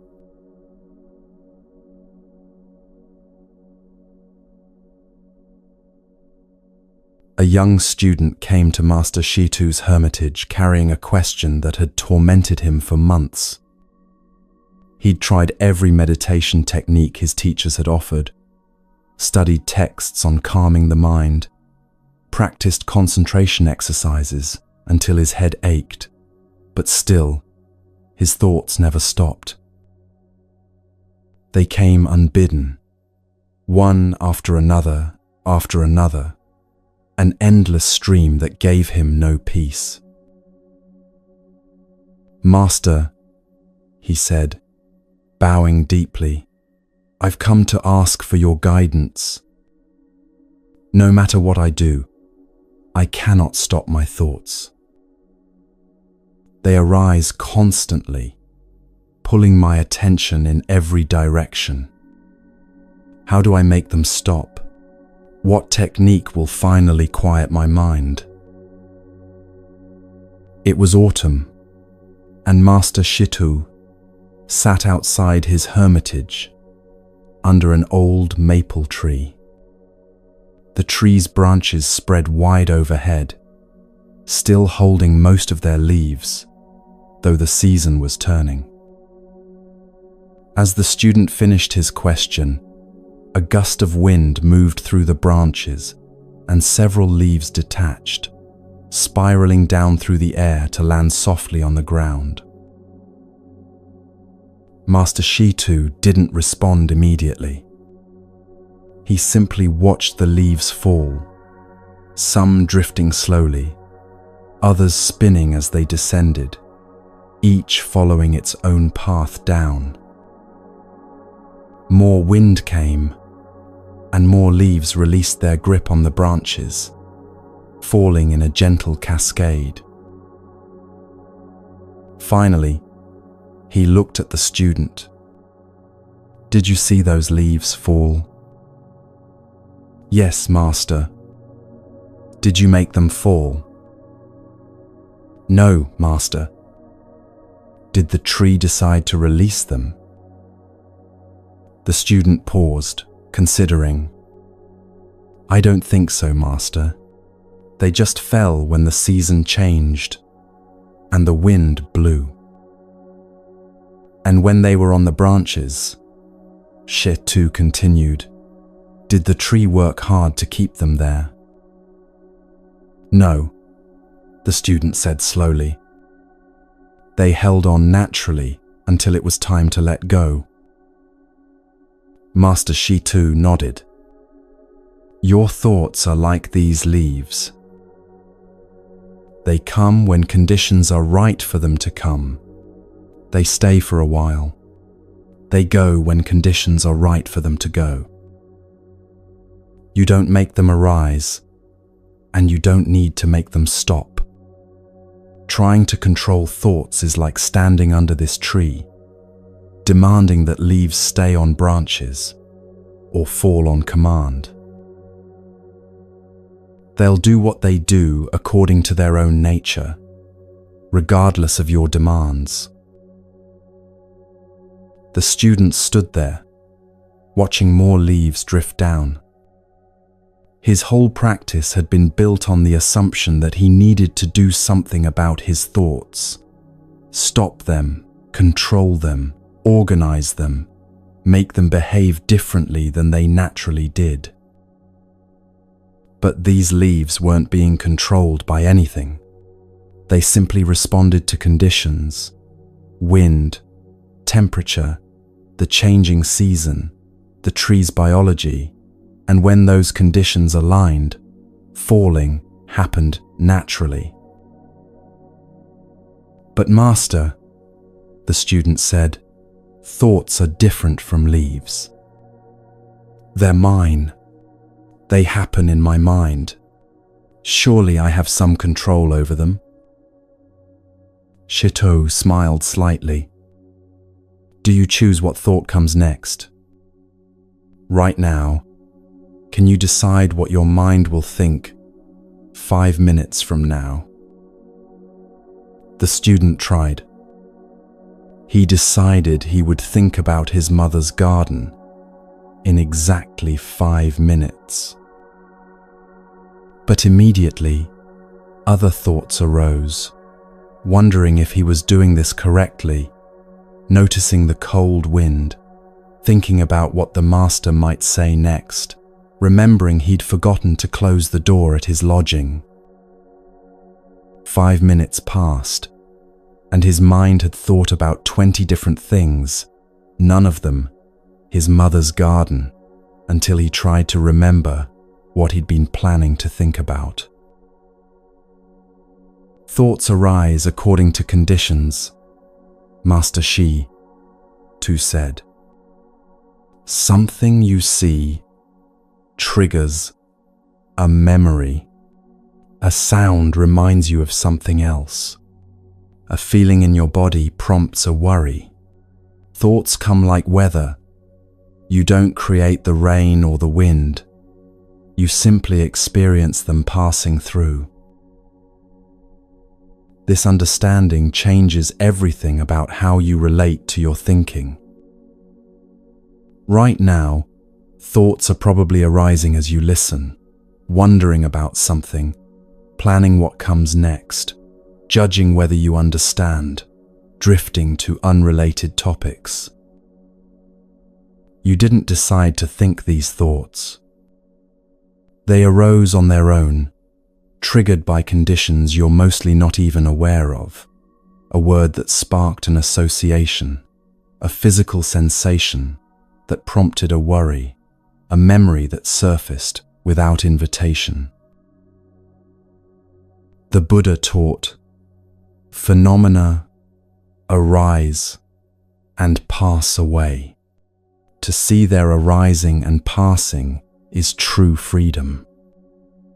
This points to exactly what Master Shitu was showing, that thoughts are phenomena, events that happen, natural occurrences like leaves falling or clouds moving. They're not you, not yours, not requiring your management or control. But your exhausted mind has been trying to control them anyway. Trying to stop thoughts that don't want to stop. Trying to hold on to thoughts that naturally pass. Trying to organize thoughts that arise chaotically. Trying to make your thinking different from how it naturally is. This is why you're tired, not from having thoughts, but from the constant effort to manage them, control them, make them behave in ways they're not designed to behave. Imagine standing under that maple tree trying to control when leaves fall. You'd exhaust yourself reaching up to hold leaves on branches, running around trying to catch them before they hit the ground, attempting to organize them into neat piles, even as wind scatters them again. This is what you're doing with thoughts, expending enormous energy, trying to control a natural process that works perfectly well without your interference. The permission Master Shitu offered isn't permission to think whatever you want or to act on every thought that arises. It's permission to stop fighting the fact that thoughts arise and pass on their own. Let them come like leaves falling. Let them go like leaves scattered by wind. You don't need to make either happen. This doesn't mean you become passive or stop engaging with your thinking when engagement is useful. Sometimes you need to focus attention, solve problems, plan actions, and thoughts serve these purposes well. But even then, the thoughts themselves still arise and pass according to conditions. You're working with thoughts, using them as tools, not controlling their fundamental nature any more than you control whether leaves grow on trees in spring. What happens when you stop trying to manage your mental weather? The same thing that happens to leaves when you stop trying to control their falling. They do exactly what they were always going to do, but now you're not exhausting yourself fighting it. Like water, the easiest path is often the one we resist most. Water teaches something profound about effort and ease. Watch how water moves.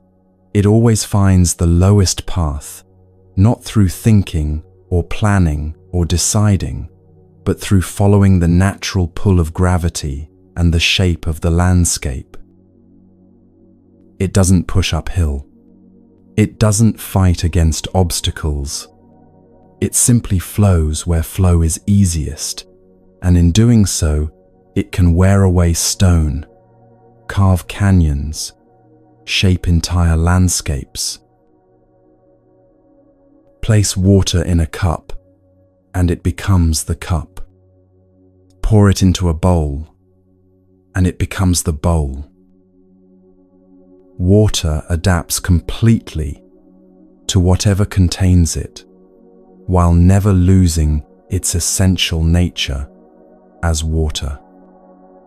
It doesn't resist the container's shape, doesn't fight to maintain some previous form, doesn't exhaust itself trying to be something other than what the situation requires. This is intelligence without thought. Water doesn't think about where to go. It goes there naturally, responding to physical reality rather than ideas about what should happen. Your exhausted mind could learn from this. The exhausted mind fights reality constantly. It argues with what is, insists things should be different, maintains elaborate resistance to circumstances that aren't changing, no matter how much mental energy you spend pushing against them. This shouldn't be happening. I shouldn't feel this way. My thoughts should be different. This isn't how things are supposed to be. Each of these sentences is the mind pushing uphill, fighting against gravity, exhausting itself in resistance to what's actually present. The resting mind flows with reality instead of against it. Not because it's given up or become passive, but because it recognizes that reality is what it is, regardless of whether you approve. Thoughts arise, that's reality. Emotions come and go, that's reality. Circumstances change in ways you didn't plan, that's reality. Fighting these facts doesn't change them. It just adds the suffering of resistance to whatever's already present. Water shows tremendous power through yielding rather than force. A rigid object breaks under pressure, but water flows around obstacles, adapts to resistance, and eventually wears away what seemed immovable. Your mind has this same capacity when it stops trying to force things to be different than they are. What happens when you stop pushing against what is? The same thing that happens when water stops trying to flow uphill. You discover the natural path, the one that requires minimum effort because it works with reality's grain instead of against it. Your thoughts arising and passing. This is reality. You can exhaust yourself trying to stop them, or you can let them fall like leaves, come and go like weather, flow like water, finding its natural level. Neither option changes whether thoughts arise, but one exhausts you through constant resistance, while the other lets you rest by acknowledging what's actually happening. Master Shitu sat under that maple tree as leaves fell around him, not controlling them, not fighting them, not making them do anything other than what they were already doing naturally. And in that simple acceptance of falling leaves, he pointed toward how your mind can rest, not by stopping thoughts, but by stopping the exhausting fight to make them different than they are. What happens when we stop pushing against what is? Sometimes we discover that what felt like an immovable obstacle was actually something we could walk beside rather than fight. The next story shows exactly this, the difference between force and cooperation, between trying to make reality bend to your will and learning to move with it instead.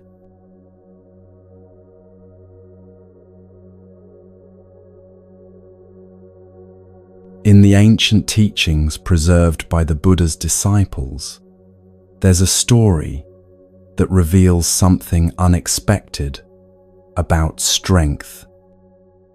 It comes from a time when the world of gods was not the peaceful paradise we might imagine, but a place where conflicts arose, just as they do everywhere consciousness exists. The Devas and the Asuras had been at war. These weren't humans fighting over land or resources, but celestial beings locked in a struggle that had gone on for longer than anyone could remember. After a particularly fierce battle, the Devas emerged victorious. Their leader, Sakka, captured the Asura king Veppachiti and brought him back as a prisoner, bound in chains and confined to a cell. One day, Sakka decided to visit the imprisoned king. When Sakka entered the prison cell, Veppachiti looked up at his captor with eyes burning with rage and humiliation. What happened next was shocking. This king, even in defeat, even stripped of all power, unleashed a torrent of abuse at Sakka. He cursed him with the vilest words imaginable. He insulted Sakka's lineage, his character, his right to rule. He hurled accusations and threats, his voice rising with each breath, filling the cell with hatred and fury. The words were brutal, designed to wound, to provoke, to force some kind of reaction. Veppachiti spat out every insult he could think of, testing whether he could at least win this small battle of making his captor lose composure. And Sakka stood there, listening. He didn't argue back. He didn't justify himself or defend his actions. He didn't threaten Veppachiti with worse treatment or remind him of his powerless position. He simply stood there, calm and unmoved, as the storm of abuse washed over him like rain falling on a mountain. When Veppachiti finally exhausted himself, Sakka turned quietly and left the cell. Outside, Sakka's charioteer had witnessed everything. This loyal servant, who had seen Sakka lead armies to victory and command respect from all the heavenly beings, was deeply troubled. "My lord," he said, his voice filled with concern, "why did you just stand there and take that abuse? Everyone saw how that prisoner insulted you without any consequence. People will think you were afraid. They'll say you were weak. Your silence makes you look powerless." This is the moment where the teaching truly begins. Sakka turned to his charioteer with eyes that held no anger, no defensiveness, no need to prove anything. And he said something that would echo through the ages as one of the clearest expressions of what real strength looks like. "It is neither through fear nor weakness that I am patient with Veppachiti," Sakka replied calmly. Let those words settle for a moment. Not fear, not weakness, but patience. Sukha continued, when you have power over someone, there is no strength in using that power to hurt them when they insult you. Anyone can strike back when they've been wounded. Anyone can use their position to crush someone weaker. Real power is having every ability to retaliate and choosing not to. Real strength is remaining calm when you have every reason to be angry. When the Buddha shared this story with his disciples, he praised Sukha's response. He used a specific word, khanti, which means patience, forbearance, the ability to remain steady in the face of difficulty. And then the Buddha spoke words that would be remembered for thousands of years. The Buddha taught, he endures unangered insult, assault, and imprisonment. His army is strength, his strength forbearance. Think about that image, an army of patience. Not an army that attacks, but an army that holds steady. Strength that doesn't push back, but remains unmoved. This is the opposite of everything we've been taught about strength. We think strength means fighting back, standing up for ourselves, never letting anyone get away with disrespect. We believe that if someone attacks us and we don't respond with equal force, we're being weak, we're inviting more abuse. But Sukha understood something deeper. He understood that reacting to Vepachiti's insults wouldn't change anything except his own inner peace. The prisoner was already defeated, already suffering the consequences of the war he'd lost. Adding punishment wouldn't make Sukha stronger.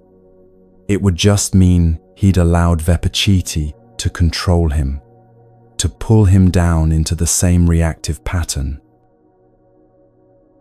Here's where this connects to everything we've been exploring about the exhausted mind. When you react to every provocation, when you fight back against every insult, when you defend yourself against every perceived slight, your mind never gets to rest. You're constantly mobilized for battle, constantly vigilant for threats, constantly working to protect your sense of self. Someone says something dismissive, and immediately your mind starts working, crafting the perfect comeback, replaying the insult, imagining all the ways you could make them feel small. Someone questions your competence, and your whole system goes on high alert, gathering evidence of your worth, preparing your defense.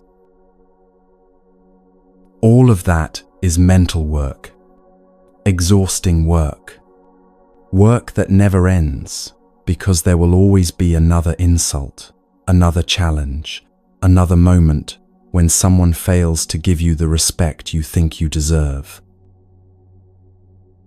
Sukha's response shows another way. When you don't need to prove your strength, you don't need to react to every test of it.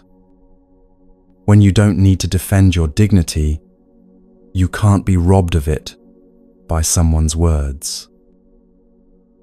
When you understand that other people's anger comes from their own suffering, you don't take it as personally as you once did. This doesn't mean you let people walk all over you. Sukha didn't release Vepachiti from prison or pretend the insults didn't happen. He simply didn't add his own anger to the situation. He didn't escalate. There's a profound teaching here about working with reality instead of fighting against it. Vepachiti was going to be angry. That was the reality of the situation. A defeated king, stripped of power, locked in a cell, facing the person who'd conquered him. Of course he was going to lash out. Saka could have fought against that reality. He could have tried to force Vepachiti into respectful silence through punishment or threats. But that would have been trying to change what couldn't be changed through force, another person's inner state. Instead, Saka worked with the reality he found. Vepachiti was angry, so Saka let him be angry without making that anger into a problem that needed solving. The insults were happening, so Saka let them happen without needing to stop them or respond to them. This is what it means to let your mind rest even in difficult circumstances. You stop fighting reality. You stop insisting that things be different than they are before you can be at peace. You allow what's happening to happen without adding your resistance to it. In your own life, this might look like a colleague taking credit for your idea, and instead of spending 3 days plotting revenge, you simply note what happened and decide how to handle it practically going forward. It might look like a family member making their usual criticism, and instead of launching into your usual defense, you just let their words be what they are, their opinion, their pattern, without making it mean something about your worth. The exhaustion comes from the constant effort to control things that can't be controlled. You can't control what other people say about you. You can't control whether they respect you or dismiss you. But you can control whether you turn their words into a battle you must win, or whether you let them pass like clouds across the sky. Saka's patience wasn't passive. It was one of the most active choices a person can make, the choice to remain centered when everything around you is pulling you off balance. The choice to stay calm when you have every justification for anger. This is the army the Buddha spoke of, not soldiers with weapons, but the unshakable strength of a mind that won't be moved by provocation. It's the kind of strength that actually makes your life easier instead of harder. When you stop reacting to every challenge, you stop creating new problems for yourself. When you stop defending yourself against every perceived attack, you stop exhausting yourself in battles that don't need to be fought. The mind that can rest is the mind that's learned this lesson from Saka. Not the lesson that you should never stand up for yourself or never address problems, but the lesson that most of what we fight against isn't actually threatening us. It's just reality being what it is, and our resistance to that reality is what creates the suffering. Vepachiti's words couldn't actually harm Saka unless Saka gave them that power. The insults were just sounds, just vibrations in the air. They only became wounds if Saka decided to receive them as wounds, to take them personally, to let them disturb his peace.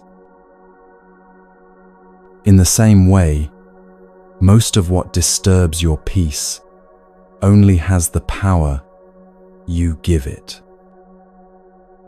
The colleague's dismissive comment, The friend's thoughtless remark, "These are just events happening in the world."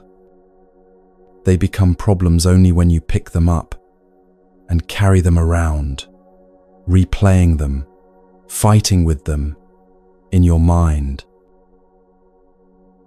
This teaching isn't asking you to pretend insults don't sting or that betrayal doesn't hurt. It's showing you that you have a choice about what you do after that initial sting.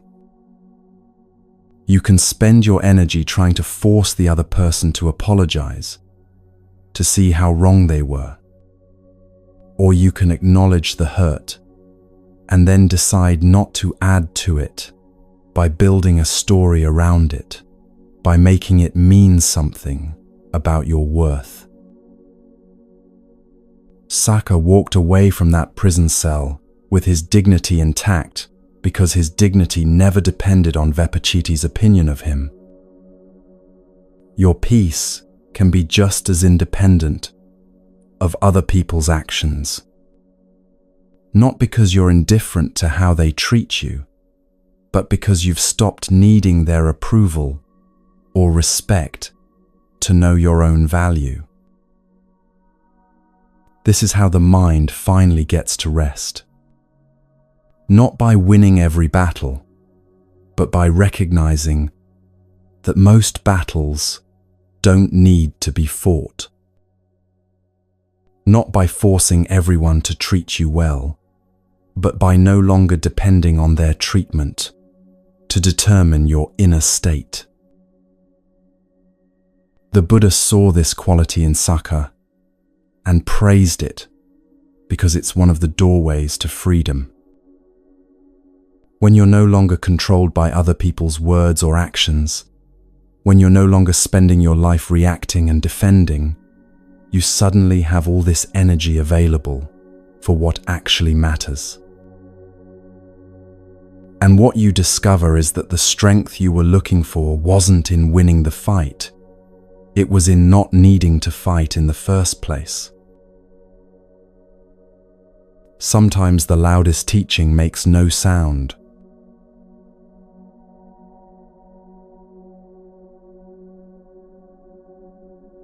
There's a moment recorded in one of Buddhism's most celebrated teachings where the wisest answer to the deepest question was no answer at all.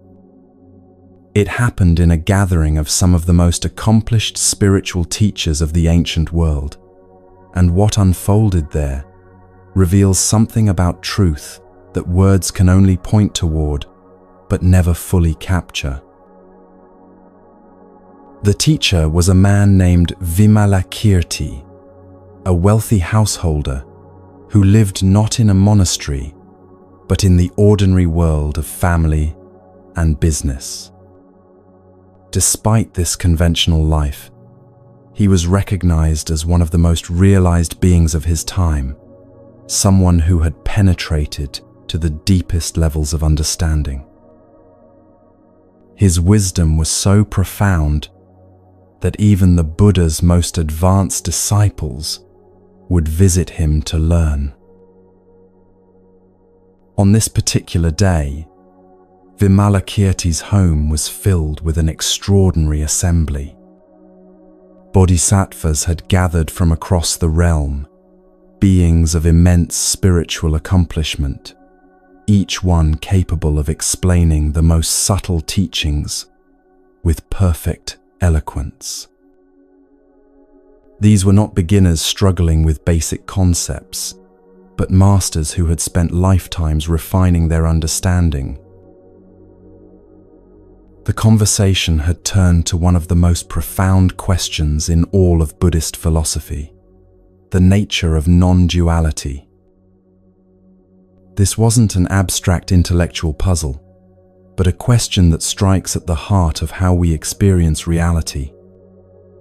We live in a world of splits: self and other, right and wrong, pleasure and pain, life and death. We organize our entire existence around these divisions, building walls between categories that seem absolutely real and separate. But what if these divisions are constructs of the thinking mind rather than features of reality itself? What if the deepest truth lies not in understanding the relationship between opposites, but in seeing through the illusion of separation altogether? This was the question posed to the assembly. How do you enter the teaching of non-duality? One by one, the bodhisattvas rose to offer their understanding. The first bodhisattva spoke with careful precision. Birth and death appear to be two things, he said. But when you understand that nothing is actually born, you also understand that nothing truly dies. When you see that there is no arising, you see that there is no ceasing. To enter this understanding is to enter the teaching of non-duality.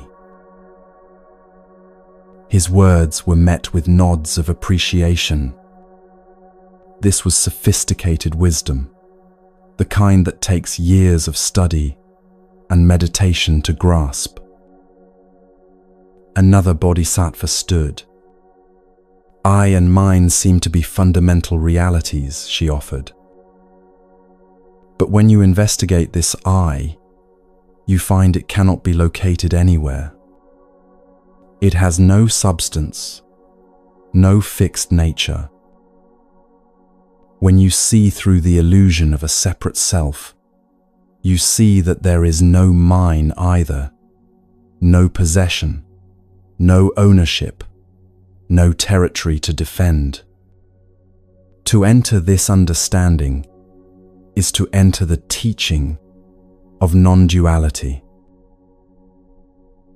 Again, the assembly appreciated the clarity and depth of the explanation. A third bodhisattva rose with even more refined analysis. Purity and impurity seem to be opposites, he said. But when you understand that all phenomena are empty of inherent nature, you see that nothing is ultimately pure or impure. These are labels the mind applies to experience, not qualities that exist in things themselves. When discrimination ceases, when the labeling mind rests, that is entry into non-duality. This continued for some time. Each bodhisattva offered increasingly subtle explanations, each one demonstrating profound understanding through carefully constructed arguments and precise philosophical distinctions. They spoke of form and emptiness, of knowing and not knowing, of attachment and detachment, of conventional truth and ultimate truth. Each explanation was brilliant in its own way, revealing years of study and contemplation. Each one took a pair of apparent opposites and showed how they dissolve upon deeper examination. The assembly was witnessing a display of the highest level of intellectual and spiritual accomplishment. Finally, all the bodhisattvas had spoken, except for two. The next to last was Manjushri, considered the embodiment of wisdom itself, the bodhisattva whose understanding of emptiness was said to be without equal. When he stood to speak, the assembly leaned forward, knowing they were about to hear something extraordinary. Manjushri smiled gently. All of these explanations have been excellent, he said. Each one has pointed toward the truth of non-duality with skill and clarity. But I would suggest that even to speak of this versus that, even to use words to explain the teaching, is already to be caught in duality. To truly enter non-duality is to be free from all words, all descriptions, all questions, and all answers. It is to be free from all indication and all explanation, from all names and all concepts. That is my understanding of entry into the teaching of non-duality. The silence that followed was profound. Manjushri had not only offered a teaching, but had pointed to the limitation of all the teachings that came before his, including his own.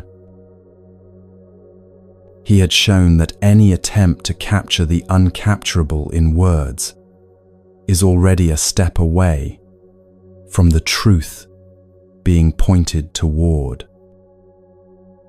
Then Manjushri turned to Vimalakirti, the only one who had not yet spoken. "We have all given our understanding," he said.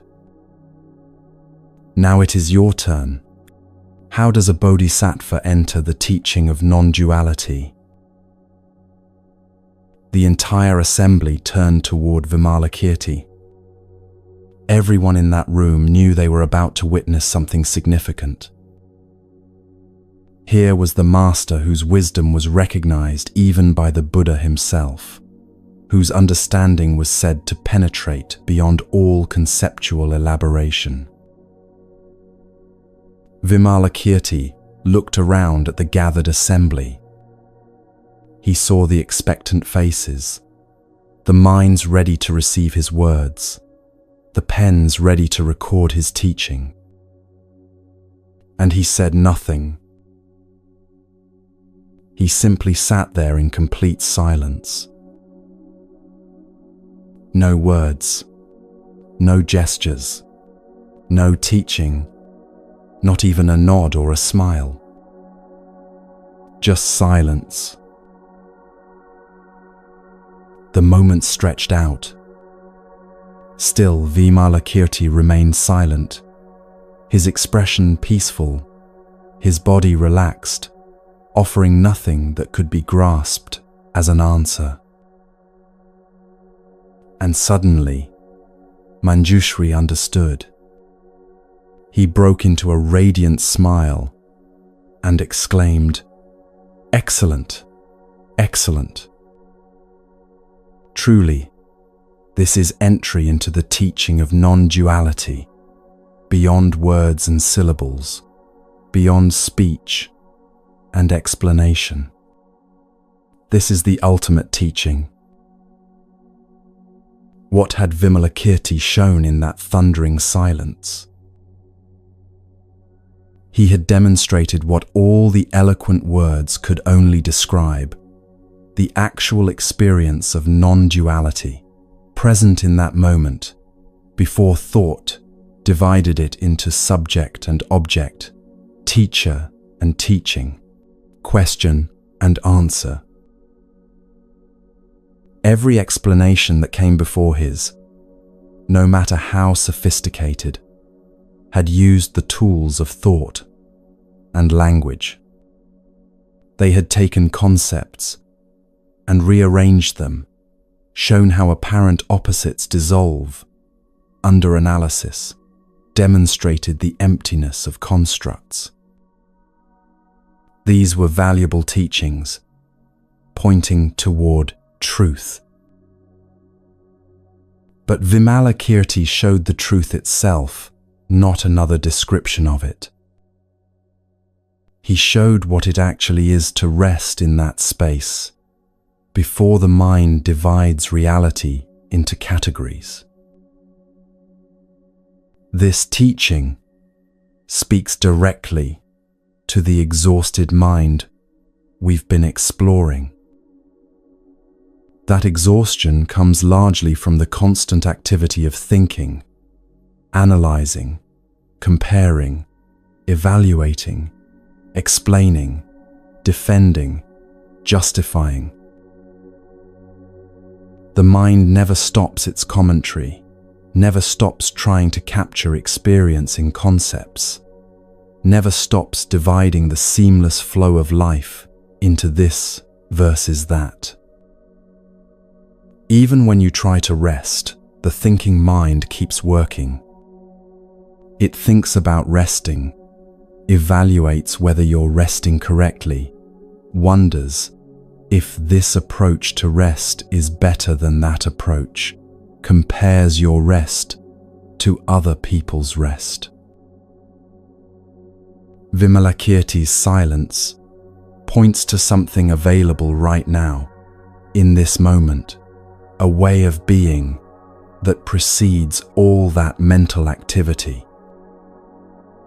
Not unconsciousness, not blankness, but a vivid presence that exists before thought fragments it into pieces.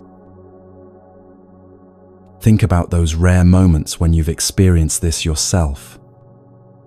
Maybe watching a sunset when suddenly you weren't thinking about the sunset, labeling its colors, comparing it to other sunsets.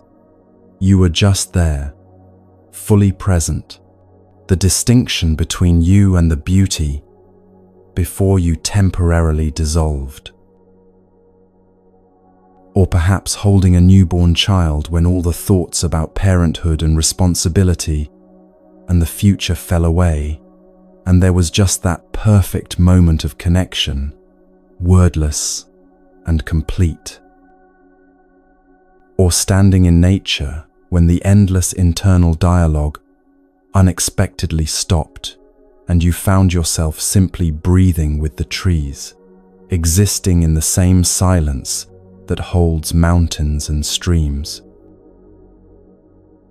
That's the space Vimalakirti was pointing toward, not as a special state you need to achieve, but as what's already here, when thought temporarily stops, constructing its version of reality. This isn't anti-intellectual. Words and concepts are useful tools for navigating the world, for communicating, for building understanding. But they're tools, not the truth itself. And the exhausted mind is often a mind that has forgotten this, that has come to believe the map is the territory, that has tried to live entirely in the realm of concepts and explanations. The Buddha himself spoke of this when he taught, "In the seen, there is only the seen. In the heard, only the heard. In the sensed, only the sensed. In the cognized, only the cognized." This points to direct experience before the mind adds its layers of interpretation, before it divides what's happening into self and other, pleasant and unpleasant, acceptable and unacceptable. Vimalakirti's teaching shows that sometimes the deepest wisdom isn't found in more thinking, more analysis, more explanation, but in the spacious silence that holds everything before thought divides it. The mind that can rest is the mind that has learned to touch this silence occasionally, to return to direct experience before the thinking mind turns it into problems and projects. This isn't about grand achievement or special attainment. It's simply about stopping, really stopping, even for a moment, and noticing what's here before you think about it. Sometimes the wisest response is no response at all. Sometimes the loudest teaching makes no sound. This isn't about grand achievement. Sometimes it's about stopping entirely.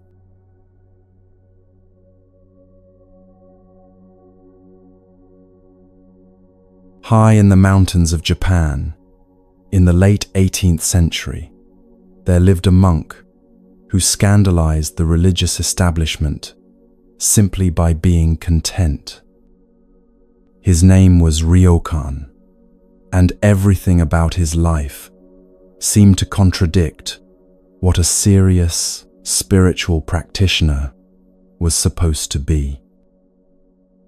He lived alone in a tiny hut, barely large enough to lie down in, perched on a mountainside, far from any monastery.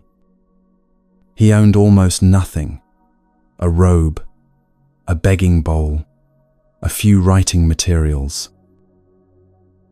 He had no students, no temple, no position of authority. He attended no important ceremonies and gave no formal teachings. Most of his days were spent doing things that seemed utterly ordinary, even pointless to those who believed spiritual practice should look impressive. He would play with children in the village below, bouncing a ball with them for hours.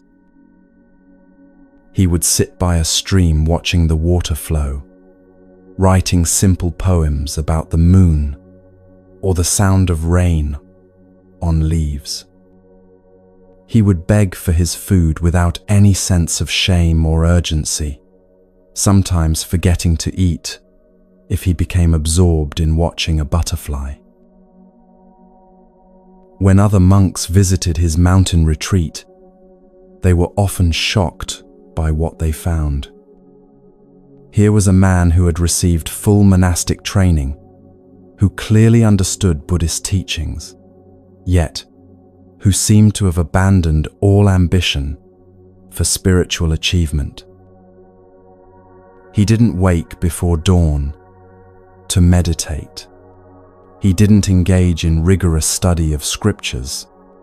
He didn't push himself toward any goal at all. "You're wasting your life," one visiting monk told him bluntly. "You have the education and training to become an important teacher. You could lead a monastery, guide hundreds of students. Instead, you sit here playing with children and writing frivolous poems about flowers. This isn't serious practice. It's laziness dressed up as spirituality." Ryokan listened with a gentle smile. He offered the visitor tea, and they sat together, looking out at the mountains. After a long silence, Ryokan finally spoke. "When I was younger, I tried very hard to be a good monk," he said softly. "I woke early, sat long hours in meditation, studied scriptures until my eyes ached. I was determined to achieve enlightenment, to become someone worthy of respect. But the harder I tried, the more exhausted I became. And the more exhausted I became, the further I felt from any real peace." He poured more tea for his visitor. "Then one day I realized something strange. All that striving, it wasn't bringing me closer to understanding. It was the striving itself that was keeping me from what I was looking for. I was so busy trying to become enlightened that I couldn't see I was already complete. So busy trying to improve myself that I couldn't accept myself as I was. So busy reaching for the future that I was missing the only moment that actually exists." The visiting monk frowned. But without striving, without effort, how do you progress? How do you grow? How do you overcome your limitations? Ryokan gestured toward the window, where a bird was singing in a pine tree. Does that bird strive to be a better bird? Does it wake up each morning determined to improve its song, to overcome its bird limitations, to become something more than what it is? Or does it simply sing because that's what birds do, living fully in each moment, without the burden of becoming? This conversation captures something essential about Ryokan's teaching, though he would have bristled at calling it a teaching at all. He had discovered that the constant effort to improve yourself, to become better, to reach some future state of perfection, this very effort can become its own form of suffering. Think about the exhaustion that comes with the endless self-improvement project so many of us carry. You wake up and immediately start working on yourself. You need to meditate more mindfully, eat more healthfully, exercise more consistently, be more patient with your family, more productive at work, more present with your friends, more disciplined with your finances. You need to overcome your anxiety, heal your childhood wounds, develop better habits, break your bad patterns, optimize your sleep, manage your stress, improve your relationships. The list never ends, because as soon as you make progress in one area, you notice 10 other areas that need work. And underneath all this striving is an unspoken belief: I'm not okay as I am. I need to become something different before I can be at peace. Ryokan saw through this. Not because he was against growth or learning or healing, but because he understood that the desperate quality of the striving, the sense that you're fundamentally broken and need fixing, actually prevents the very peace you're striving toward. He wrote in one of his poems, "Too lazy to be ambitious, I let the world take care of itself. 10 days worth of rice in my bag, a bundle of twigs by the fireplace. Why chatter about delusion and enlightenment? Listening to the night rain on my roof, I sit comfortably with both legs stretched out." That last image is significant. Sitting comfortably with both legs stretched out. In formal meditation, you're supposed to sit in a specific posture, spine straight, legs crossed, maintaining perfect alignment.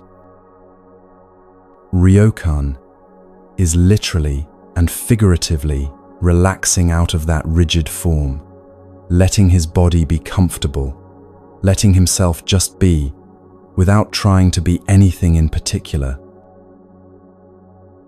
This isn't advocating for never making any effort or never trying to grow. Ryokan still practiced his calligraphy, still wrote his poems, still begged for his food. But there was a different quality to his actions. They came from acceptance rather than rejection, from contentment rather than lack, from presence rather than reaching towards some future achievement. The Buddha himself taught about this quality. He said, "Contentment is the greatest wealth." Confidence is the greatest friend. Freedom from craving is the greatest bliss. Notice that contentment comes first, not after you've fixed yourself, not after you've achieved your goals, not after you've become the person you think you should be.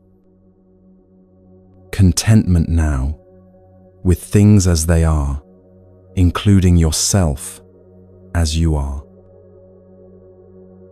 This is perhaps one of the most radical teachings available to the exhausted mind. What if you didn't need to improve yourself before you could be at peace? What if you could stop the endless self-improvement project, even temporarily, and just be exactly as you are right now? The resistance to this idea is immediate and strong. But I have real problems. I have genuine issues that need addressing. If I stop striving, if I just accept everything as it is, nothing will ever change. Ryokan would probably smile at that and point out the interesting contradiction. You think you need to hate yourself into becoming better. You think you need to reject what you are in order to become what you should be. You think the path to peace begins with declaring war on yourself. But has that actually worked? All that striving, all that effort to improve, has it brought you the peace you're looking for?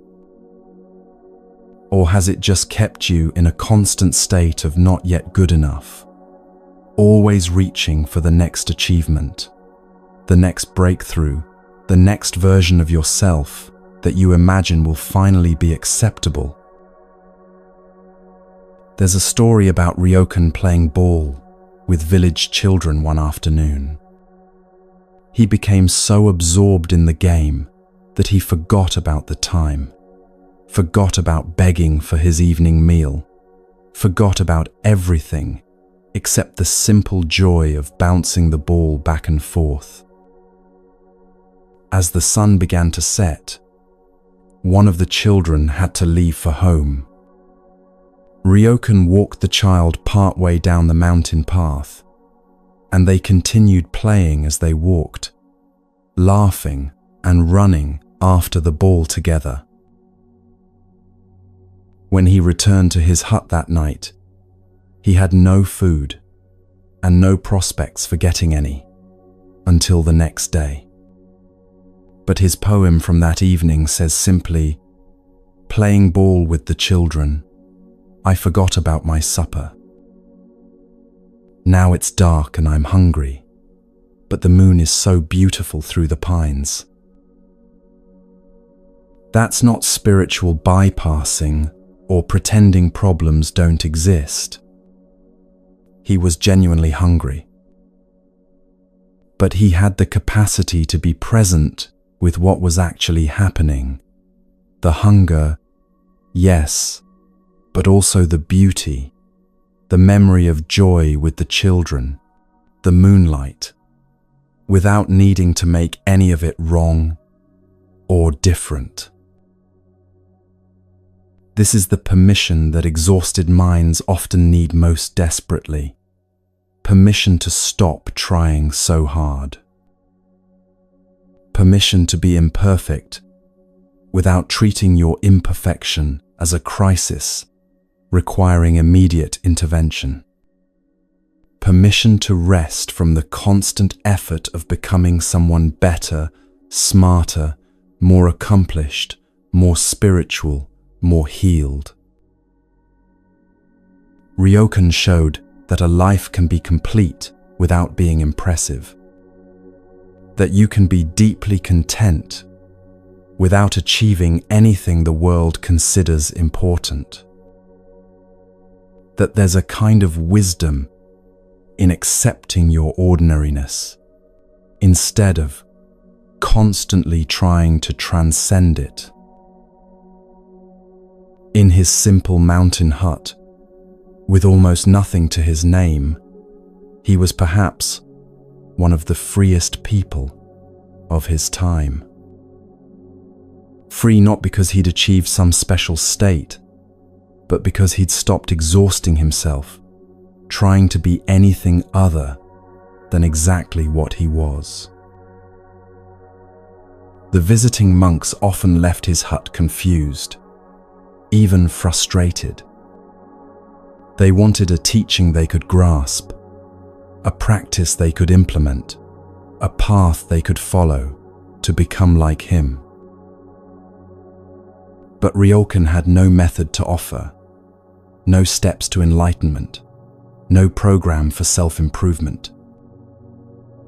He simply lived, moment by moment, with a contentment that needed nothing from the future and held no regret about the past.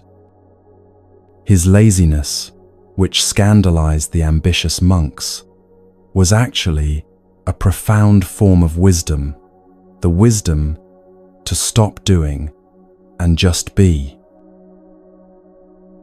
Even the most repetitive task can become a doorway when you stop trying to use it to get somewhere else and simply allow it to be what it is.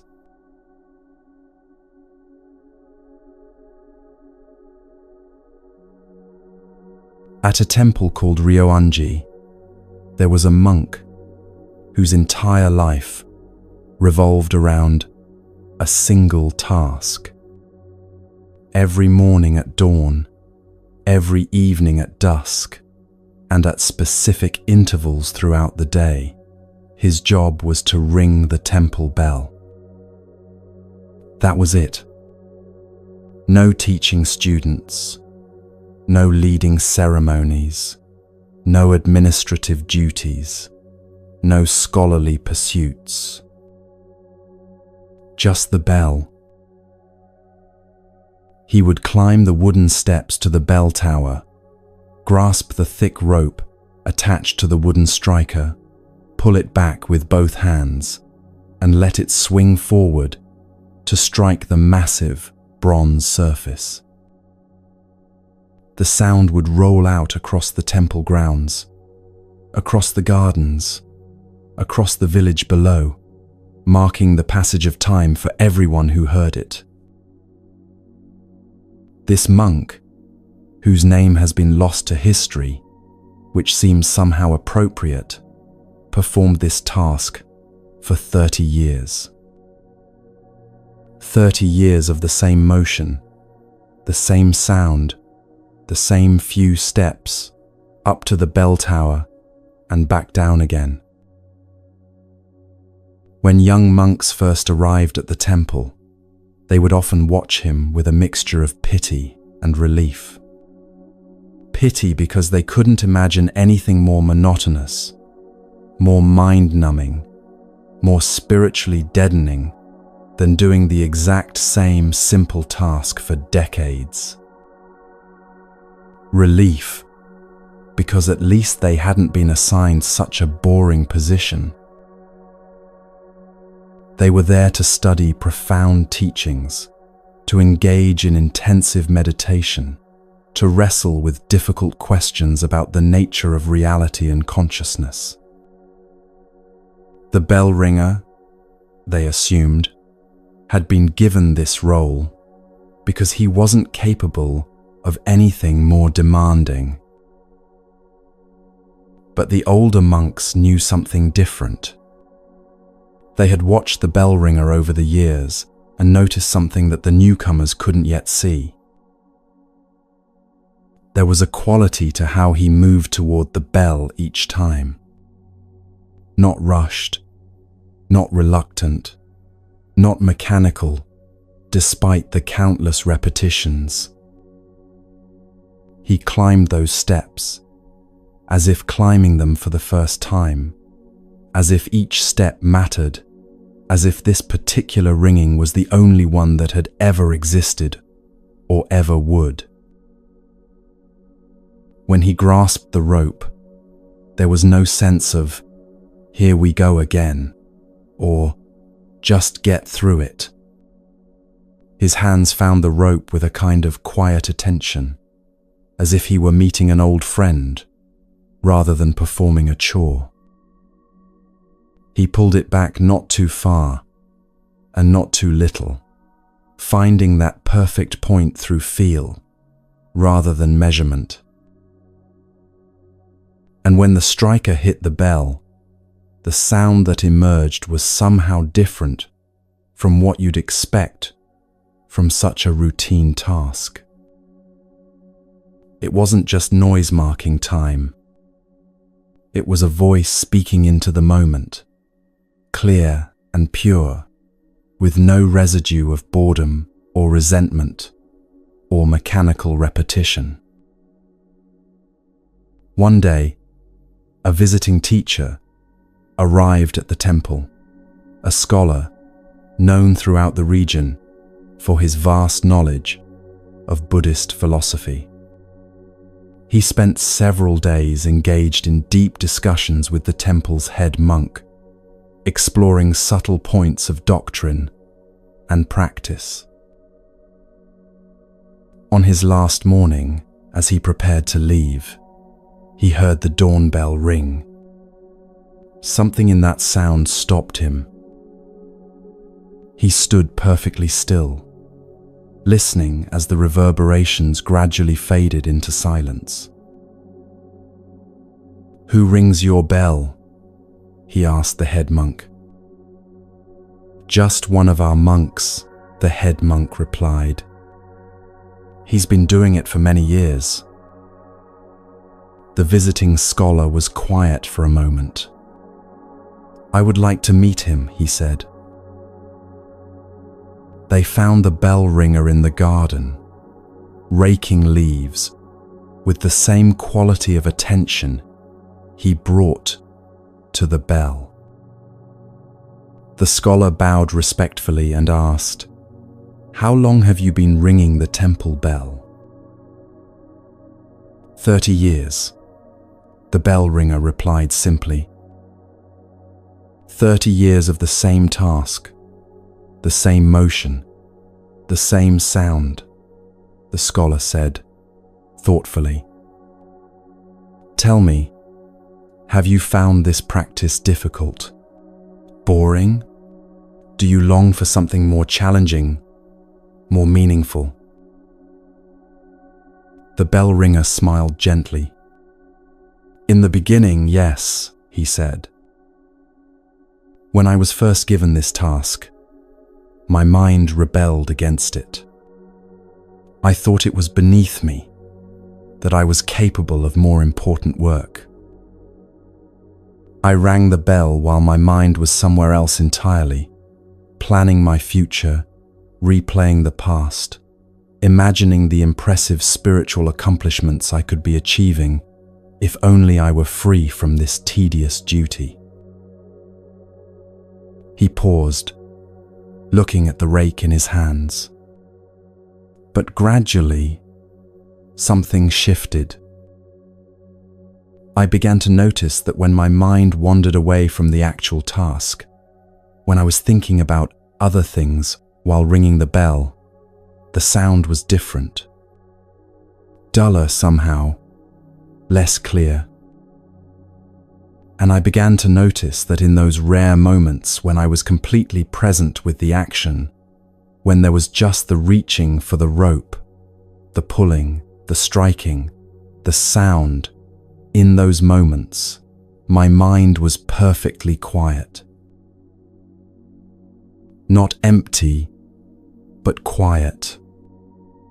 Not striving, but complete.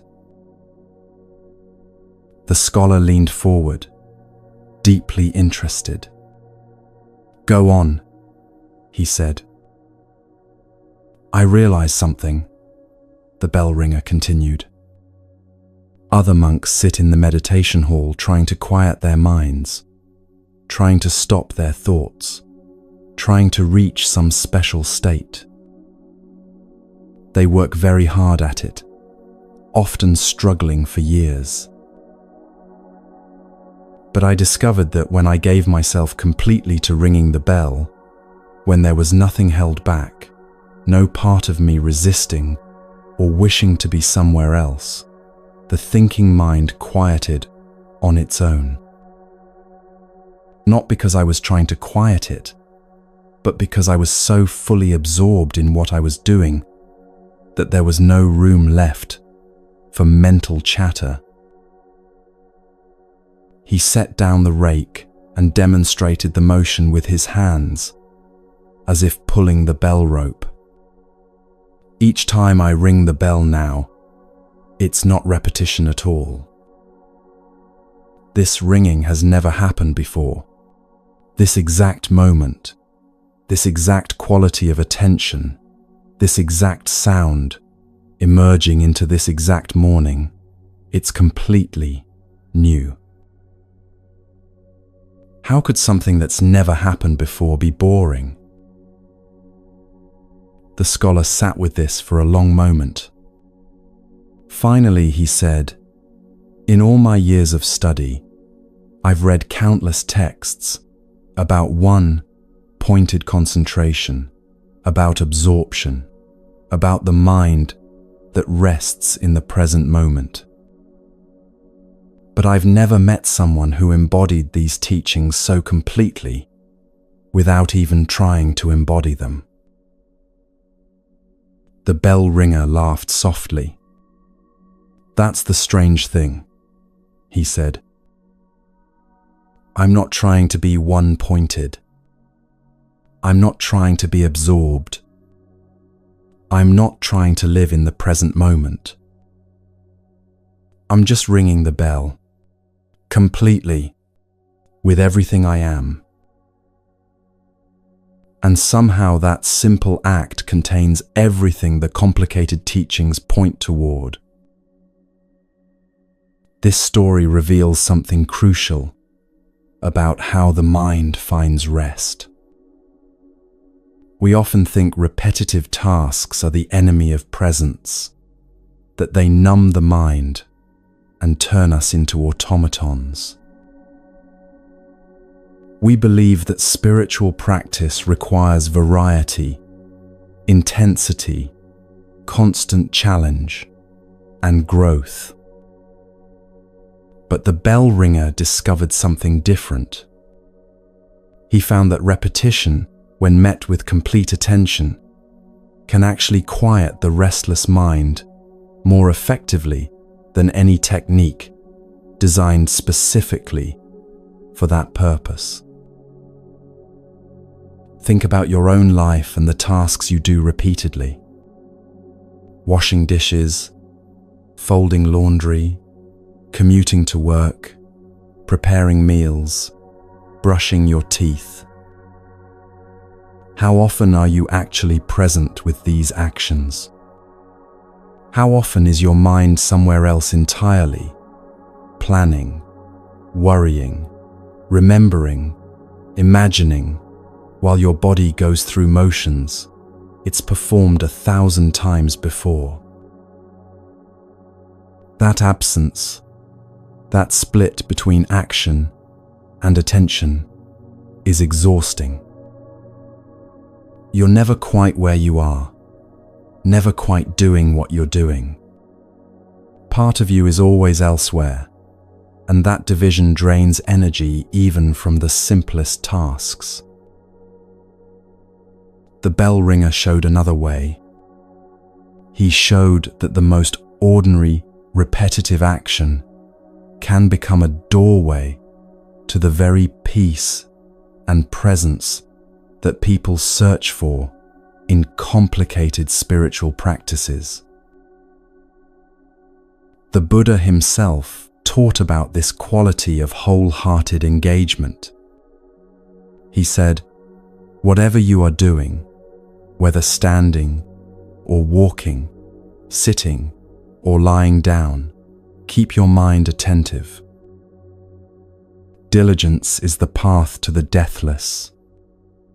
Heedlessness is the path to death. The diligent do not die. The heedless are as if already dead." That diligence isn't about forcing yourself to concentrate. It's about bringing your whole self to whatever you're doing, however simple or ordinary it might seem. When you wash a dish with your complete attention, feeling the warm water, noticing the slickness of soap, seeing the plate become clean, that action is as sacred as any formal meditation. When you walk to your car fully present with each step, feeling your feet touch the ground, sensing the air on your skin, that's as profound as any mountain retreat. The bell ringer rang his bell 30,000 times, give or take. Each one different, because each moment is different. Each one complete, because he was complete in doing it. He never wrote any books, never gave any formal teachings, never trained any students in special techniques. But visitors to that temple would sometimes stand in the courtyard at dawn or dusk, waiting to hear the bell, because there was something in that sound that spoke of a mind completely at rest, while completely engaged. The young monks eventually understood why the old monks treated the bell ringer with such respect. He hadn't been given that task because he wasn't capable of more important work. He'd been given that task because few people are capable of doing one simple thing completely, day after day, year after year, without their minds fragmenting it into boredom or elevating it into something it's not. In that single repeated action, he'd found what others spend lifetimes seeking through complex practices and teachings. Not because the action was special, but because he'd learned to be completely present with it. And finally, the longest journey ends where it began, right here, right now, in the simple act of doing what you're doing.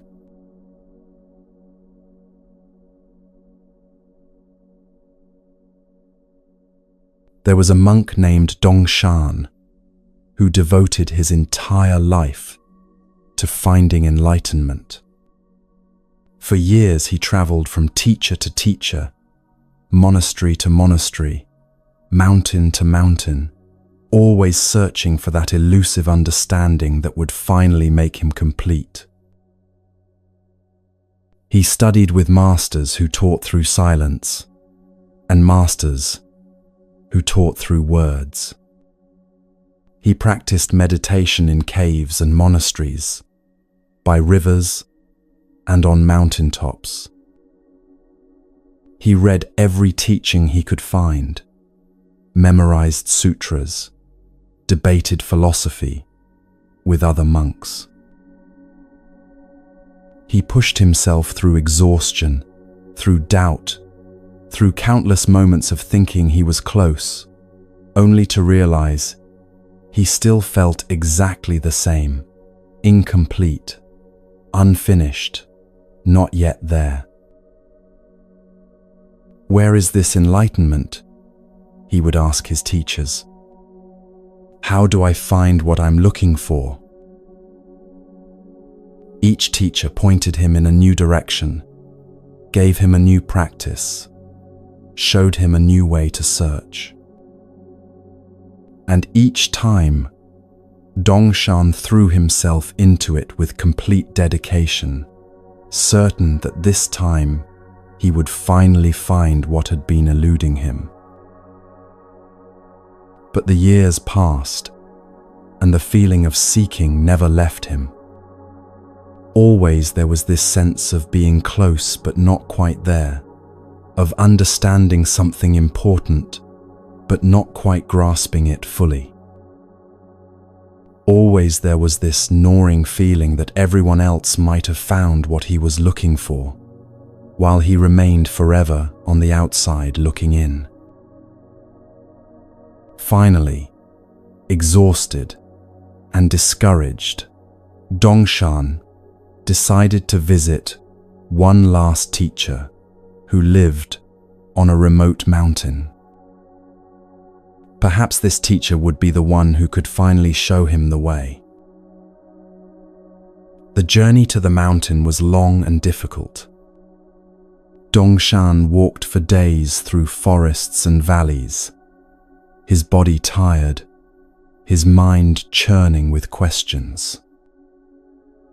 What if this teacher couldn't help him either? What if he'd wasted his entire life searching for something that didn't exist? What if he simply wasn't capable of enlightenment? On the last day of his journey, as he approached the mountain where the teacher lived, Dongshan came to a stream he needed to cross. It was a calm day, the water moving slowly over smooth stones, reflecting the sky above. He stepped into the stream carefully, feeling for solid footing on the rocks below the surface. The water came up to his shins, cold and clear.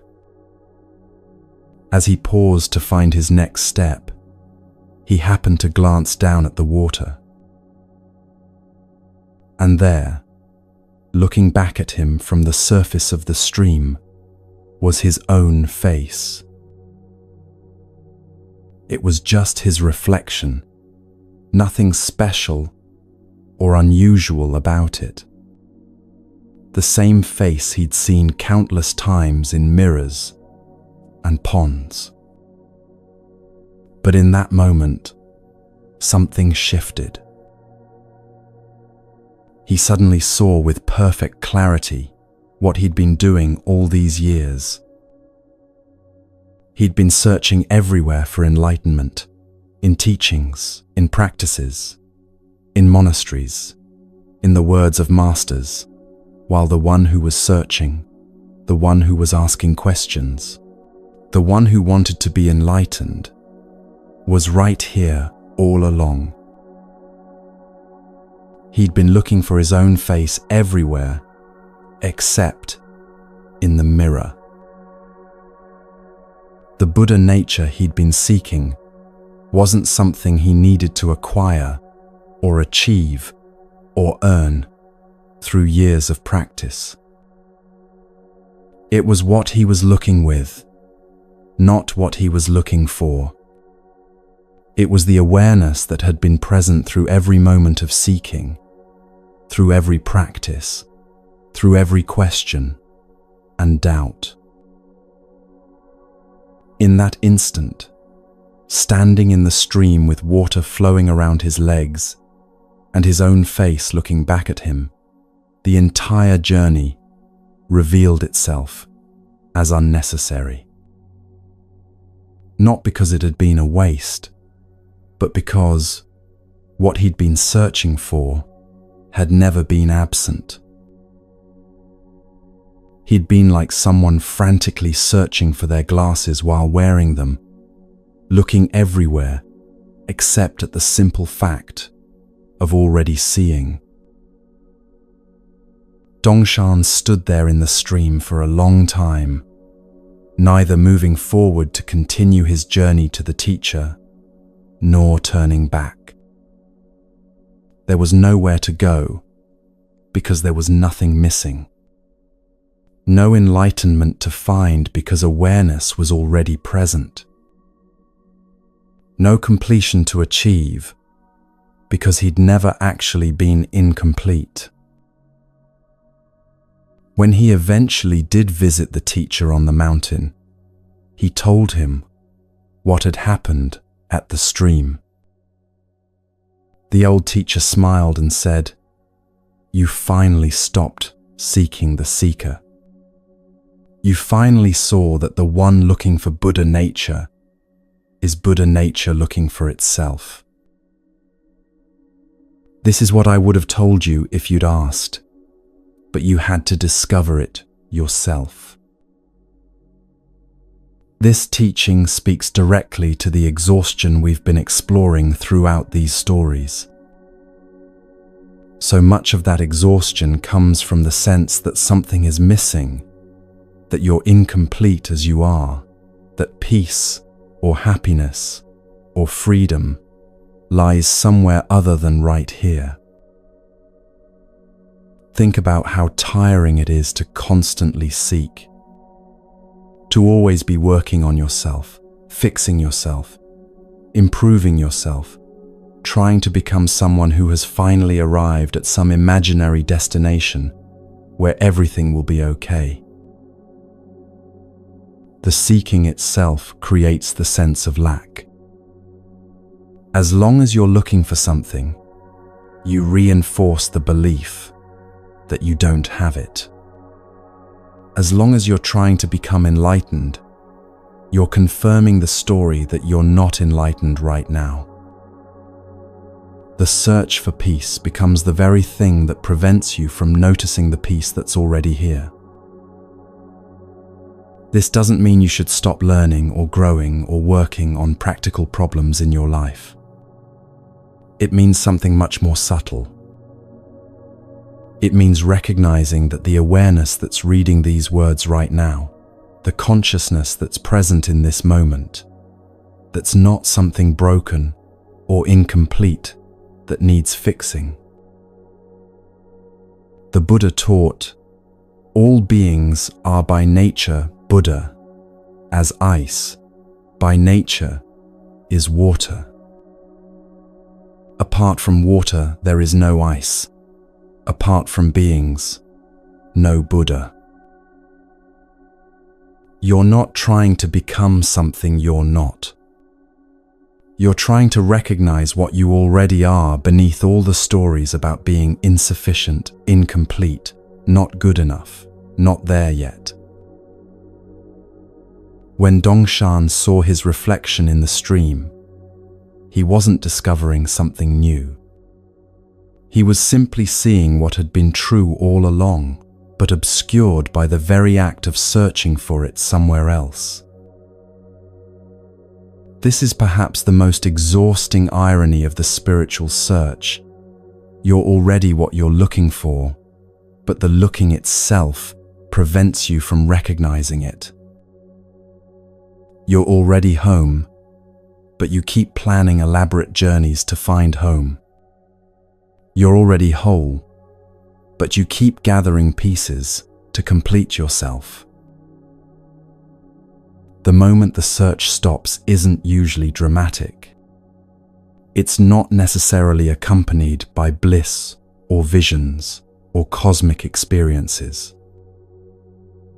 It's more like Dongshan looking down and simply seeing his own face, obvious, present, undeniable. For a moment, the seeking mind takes a breath.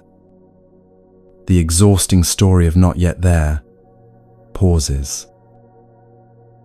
And in that pause, there's just this awareness, being aware, presence being present, life happening exactly as it is, without the burden of needing to be anything else.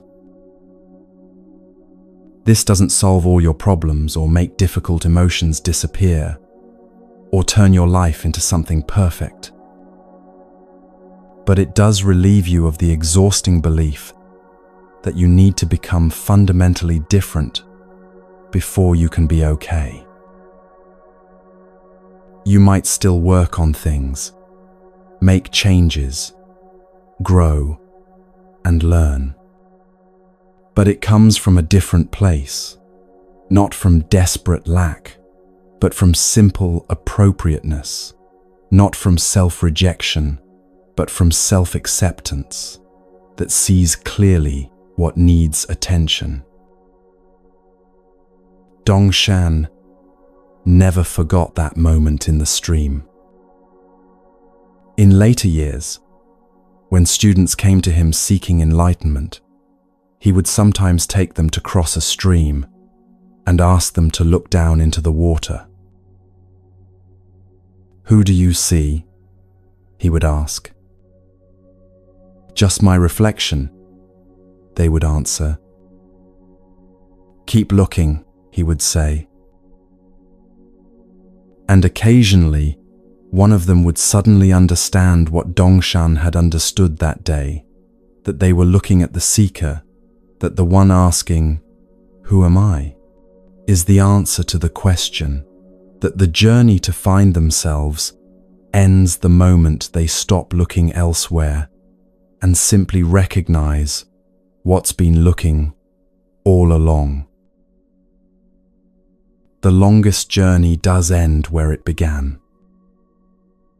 Not because you've gone in a circle and wasted your time, but because you've finally recognized that what you traveled so far to find was never actually somewhere else.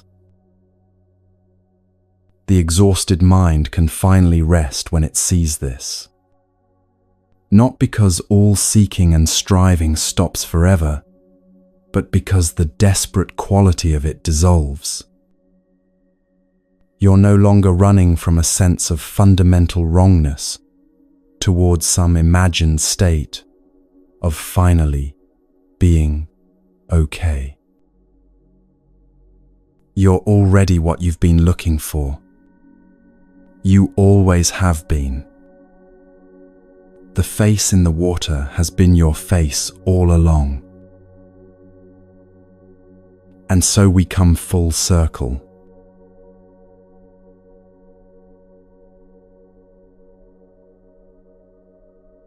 "12 stories, 12 doorways, all opening onto the same truth, what the ancient teachers called no mind.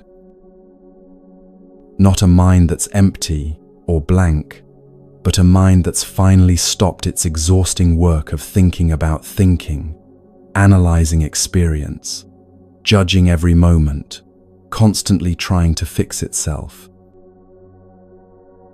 The monk who swept for 40 years found no mind in repetition.